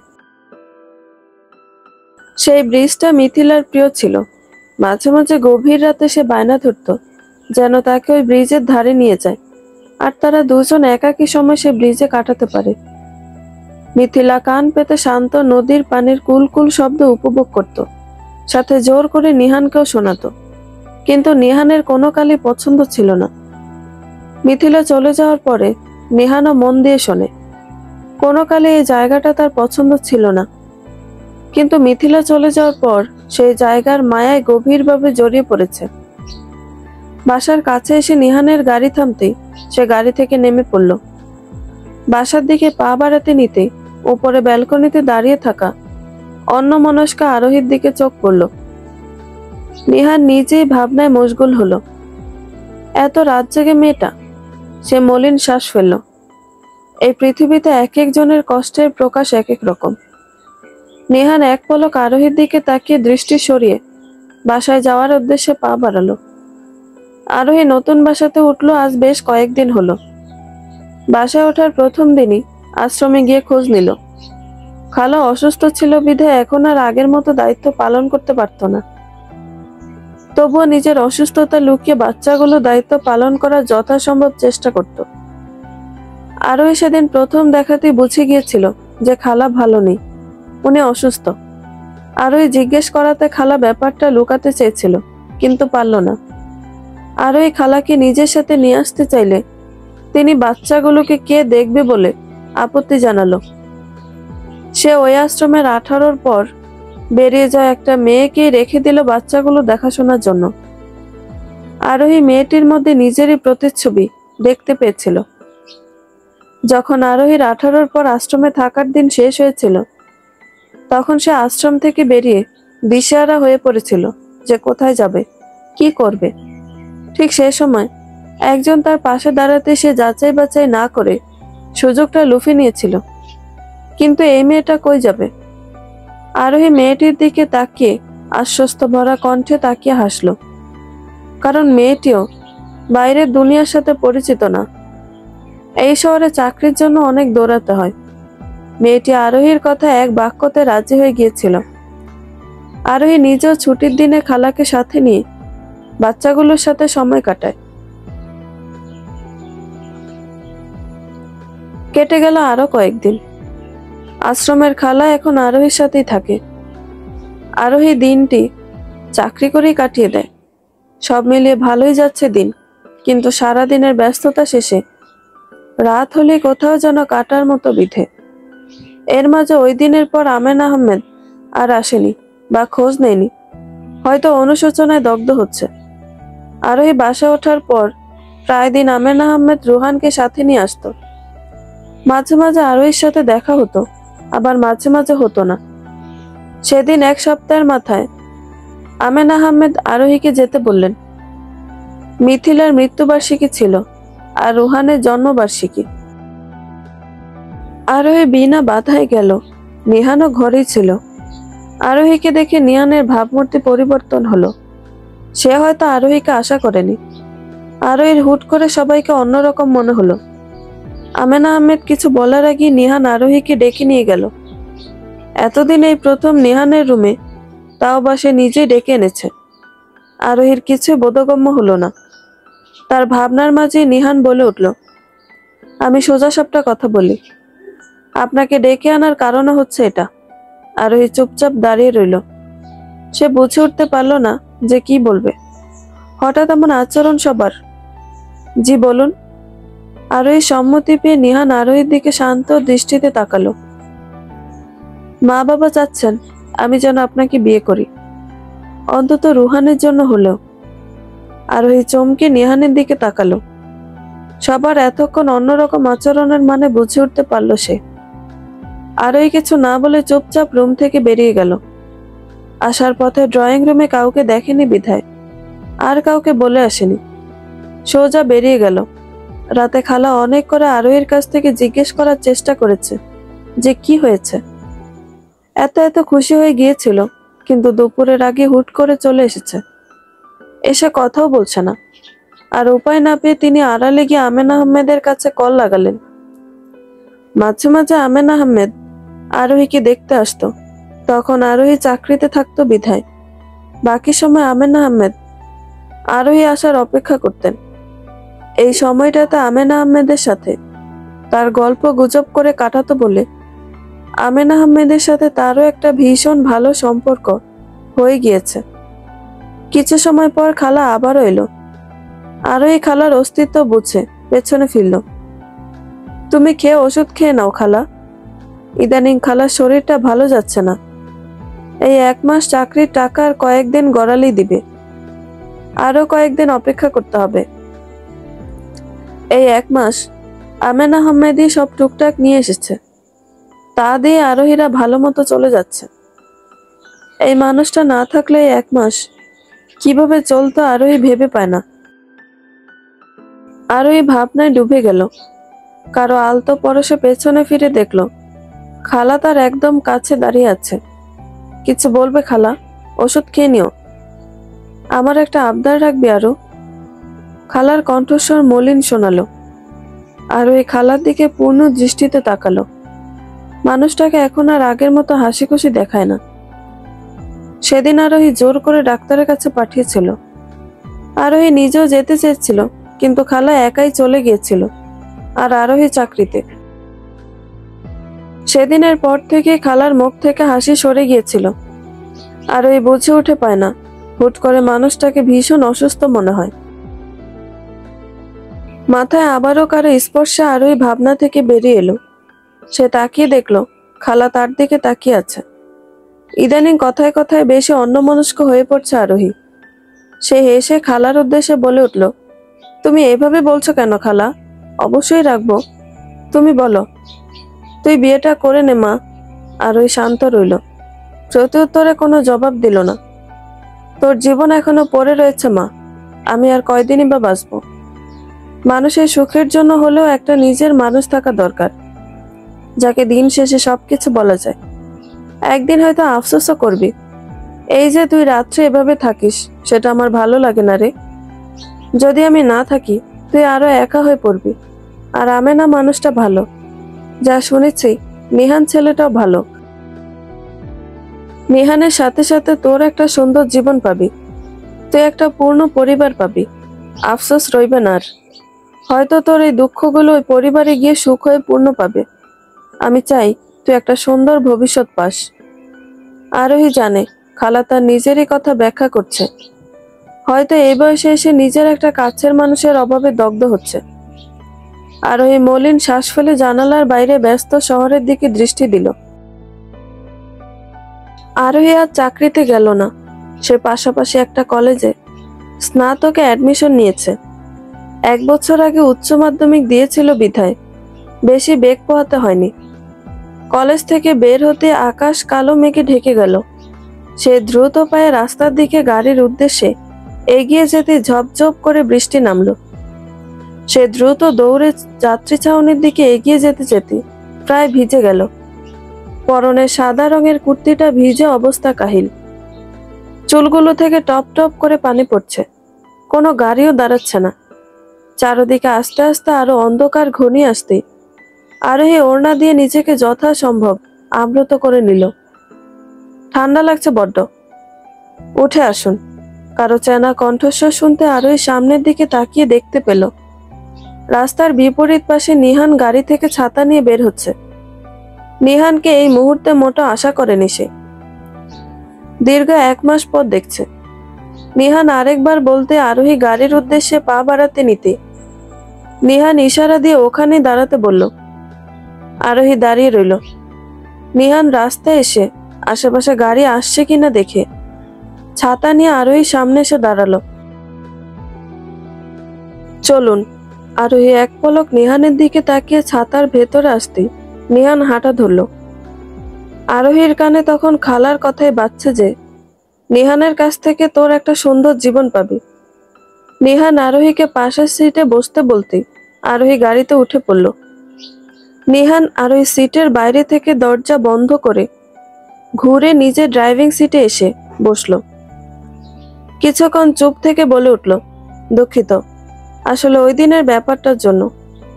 আমি মা বাবার দিকেই তাকে রাজি হয়েছিলাম। ওনারা আপনি না হলে অন্য কোনো মেয়ের সাথে আমার জীবন আবদ্ধ করতে বাধ্য করত। তাই আমি ভেবেছিলাম আপনার জীবনে তো অনেক কষ্ট, তাই আপনার কথা বলতেই রাজি হয়েছিলাম। আর হয়তো বাইরের কোনো মেয়ে আমার রুহানের অত যত্ন করতো না, কিন্তু আপনি প্রথম থেকে রুহানকে একদম নিজের মতো করে যত্ন করেছেন। যেদিন রাতে রুহানের জ্বর ছিল সেদিন দেখেছিলাম আপনার পাশে পানির গামলা। সেদিনই বুঝে নিয়েছিলাম যে আপনি আমার রুহানের জন্য একদম পারফেক্ট। তাই এরপরে মায়ের কথা শুনে রুহানের চিন্তা করে আর না করতে পারিনি, কিন্তু আমি ভুল করেছিলাম। সেদিনের ঘটনাটা ভুলে যান। আরোহী বাইরের থেকে দৃষ্টি সরিয়ে নিহানের দিকে তাকিয়ে মুচকি হাসল। তাতেই নিহান পুনরায় কথাটা বলার সাহস পেয়ে গেল। আপনি কি রুহানের মা হতে পারবেন? হ্যাঁ পারবো। রুহান আমার অপূর্ণ জীবনের পূর্ণতা। মুচকি এসে সামনের দিকে তাকিয়ে বলে উঠল আরোহী। সপ্তাহে 3 দিন আপনাকে ওই ব্রিজে নিয়ে যাব, কিন্তু বাকি 3 দিন মিথিলার, মানে আমি একাই। আমি আপনাকে মিথি আপুকে ভুলতে বলবো না। কেউ কারো প্রথম ভালোবাসা ভুলতে পারে না, আমিও বাধ্য করব না। আমার জন্য রুহানই যথেষ্ট। কিন্তু আপনি যখন 3 দিন আমাকে দিবেন বলছেন, তাহলে না করি কিভাবে? বলে হাসলো আরোহী। পরিশিষ্ট কেটে গেল কয়েক বছর। আরোহী রুহানকে স্কুল থেকে নিয়ে সোজা হাসপাতালে চলে এসেছে। নিহান বলেছিল আজ কোথায় জানি ঘুরতে নিয়ে যাবে, আর আরোহীকে রুহানকে নিয়ে স্কুলের গেটে দাঁড়াতে বলেছিল। কিন্তু সে কখন থেকে দাঁড়িয়ে আছে, নিহানের আসার কোনো খবর নেই। তাই আরোহীর আর অপেক্ষা সহ্য হলো না। সে রুহানকে নিয়ে সোজা হাসপাতালে এসে পৌঁছেছে। আরোহীর কল পেয়ে নিহান তড়িঘড়ি করে কেবিন ছেড়ে বেরিয়ে আসলো। দুঃখিত রুহি, দেরি হয়ে গেল। আরোহী কিছু না বলে মুখ ঘুরিয়ে নিতে নিহানের পেছনে কেউ একজনকে নার্সের সাথে তর্ক করতে দেখে থমকে গেল। বাবা, রাগ করেছো তুমি? নিহানের কথা শুনে রুহানও মুখ ফিরিয়ে নিতে নিহান হেসে আরোহীর দিকে তাকাতে আরোহীকে তার পেছনে তাকিয়ে থাকতে দেখে সেও পেছন ফিরল। এই যে ডাক্তার। আরিয়ান অগোছালোভাবে নিহানের দিকে তাকিয়ে নার্সকে ইশারা করে বলতেই নার্স এসে বাধা দিল। দেখুন, স্যারের ডিউটি শেষ, আর আপনি টাকা না দিয়ে এখানে এত উন্নত চিকিৎসার আশা করতে পারেন না। আরিয়ান অগোছালোভাবে আশেপাশে তাকিয়ে নিহানকে হাত জোড় করল। নিহান কিছু বলে ওঠার আগে আরিয়ানের দৃষ্টি আরোহীর দিকে পড়তে এসে থমকে গেল। আরোহী রুহানকে কাছে টেনে নিল। আরিয়ানের দৃষ্টি অগোছালো। আরোহী এতক্ষণে যা বোঝার বুঝিয়ে নিয়েছে। সে নিহানের দিকে তাকিয়ে বলে উঠল, আজকে না হয় ঘুরতে না যাই, আপনি ওনার মায়ের চিকিৎসা শুরু করুন। আরোহী কথাটা বলে থামতে আরিয়ান আরোহীর আরেকটু এগিয়ে আসলো। এসে আরোহীর পায়ের কাছে বসে পড়ল। আরোহী সরে যেতে নিতে আরিয়ান পা জড়িয়ে ধরে বলে উঠল, আমাকে মাফ করে দিও। তুমি যাওয়ার পর আমি একটা দিনও ভালো ছিলাম না। স্নেহা 1 বছর পেরোতে আমাদের ধোকা দিয়ে বাসার সম্পদ নিয়ে চলে গিয়েছে। সে পর্যন্ত মা আর ভালো ছিল না। মা অসুস্থ হয়ে পড়ার পর সবকিছু বলেছে আমাকে ক্ষমা করো। আরোহী জবাব দেওয়ার মতো ভাষা পেল না। উঠুন, আপনার মায়ের চিকিৎসা সুষ্ঠুভাবে হবে, চিন্তা করবেন না। নিহান আরোহীর কাছ থেকে আর কিছু জিজ্ঞেস করলো না। সে আরোহীকে ভালোভাবে বাসায় যেতে বলে আরিয়ানের মায়ের চিকিৎসার উদ্দেশ্যে পা বাড়ালো। আরোহী পেছনে থেকে ডেকে বলে উঠল, একটু ওনার মাকে দেখে আসি। নিহান হ্যাঁ সূচক মাথা নাড়তে আরোহী এগিয়ে গেল। লুৎফা বেগমকে চেনাই যাচ্ছে না। কি শক্তপোক্ত শরীরের মহিলা, একদম জীর্ণ শীর্ণ হয়ে গেল। লুৎফা বেগম বাইরেই তাকিয়েছিলেন। আরিয়ানের ডাক শুনে ফিরতে আরোহীকে দেখে কাঁপা কাঁপা হাতে ইশারা করে কিছু বলতে লাগলো, কিন্তু শোনা গেল না। ওনার আওয়াজ বাহিরে এলো না। শুধু এটুকুই বোঝা যাচ্ছে উনি হয়তো আরোহীর কাছ থেকে মাফ চাইছেন। আমার স্বামী নিহানের হাতে আপনার মায়ের চিকিৎসা সঁপে দিলাম। আশা করি আল্লাহ চাইলে সব ভালোই ভালো হবে। আরোহী আরিয়ানের উদ্দেশ্যে কথাগুলো বলে শেষবারের মতো এক পলক তাকিয়ে রুহানকে নিয়ে কেবিন ছেড়ে বেরিয়ে গেল। আরোহী একটা মলিন শ্বাস ফেলল। তার কাচের মতো স্বচ্ছ সংসারটাকে শেষ করে দেওয়ার আফসোস। লুৎফা বেগমের কিন্তু এখন আর আফসোস করে কি লাভ? কাজ যেমন দেখতে সুন্দর, পরিশুদ্ধ, তেমন ভাঙলে আর জোড়া লাগানো যায় না। লাগলেও সেটাতে স্পষ্ট একটা দাগ বসে রয়, আর আগের মতো স্বচ্ছ হয় না। আরিয়ান পেছনে থেকে আরোহীর দিকে তাকিয়ে আছে। আরোহীর মতো একটা মেয়েকে কাছে পেও হারিয়ে তার নিজেকে সবচেয়ে পরাজিত মনে হচ্ছে। এ জীবনে আর কিছুই রইল না। বিধাতা কাউকে ছাড় দেন না। দেরি হলেও যার যার কর্মফল সে ভোগ করে, আর দুঃখের পরই সুখ আসে। আরোহীর সুখ এখন নিহান। সৃষ্টিকর্তা কাউকে হয়তো নিরাশ করেন না। ধৈর্য ধরলে হয়তো ফল পাওয়া যায়। বন্ধুরা, গল্পটি ভালো লেগে থাকলে একটা লাইক করে দিবেন, এবং গল্প সম্পর্কে কোনো মতামত জানানোর থাকলে কমেন্ট করতে পারেন। নতুন নতুন আরো গল্প শোনার জন্য চ্যানেলটি সাবস্ক্রাইব করে পাশেই থাকবেন। ধন্যবাদ সবাইকে। ভালো থাকবেন।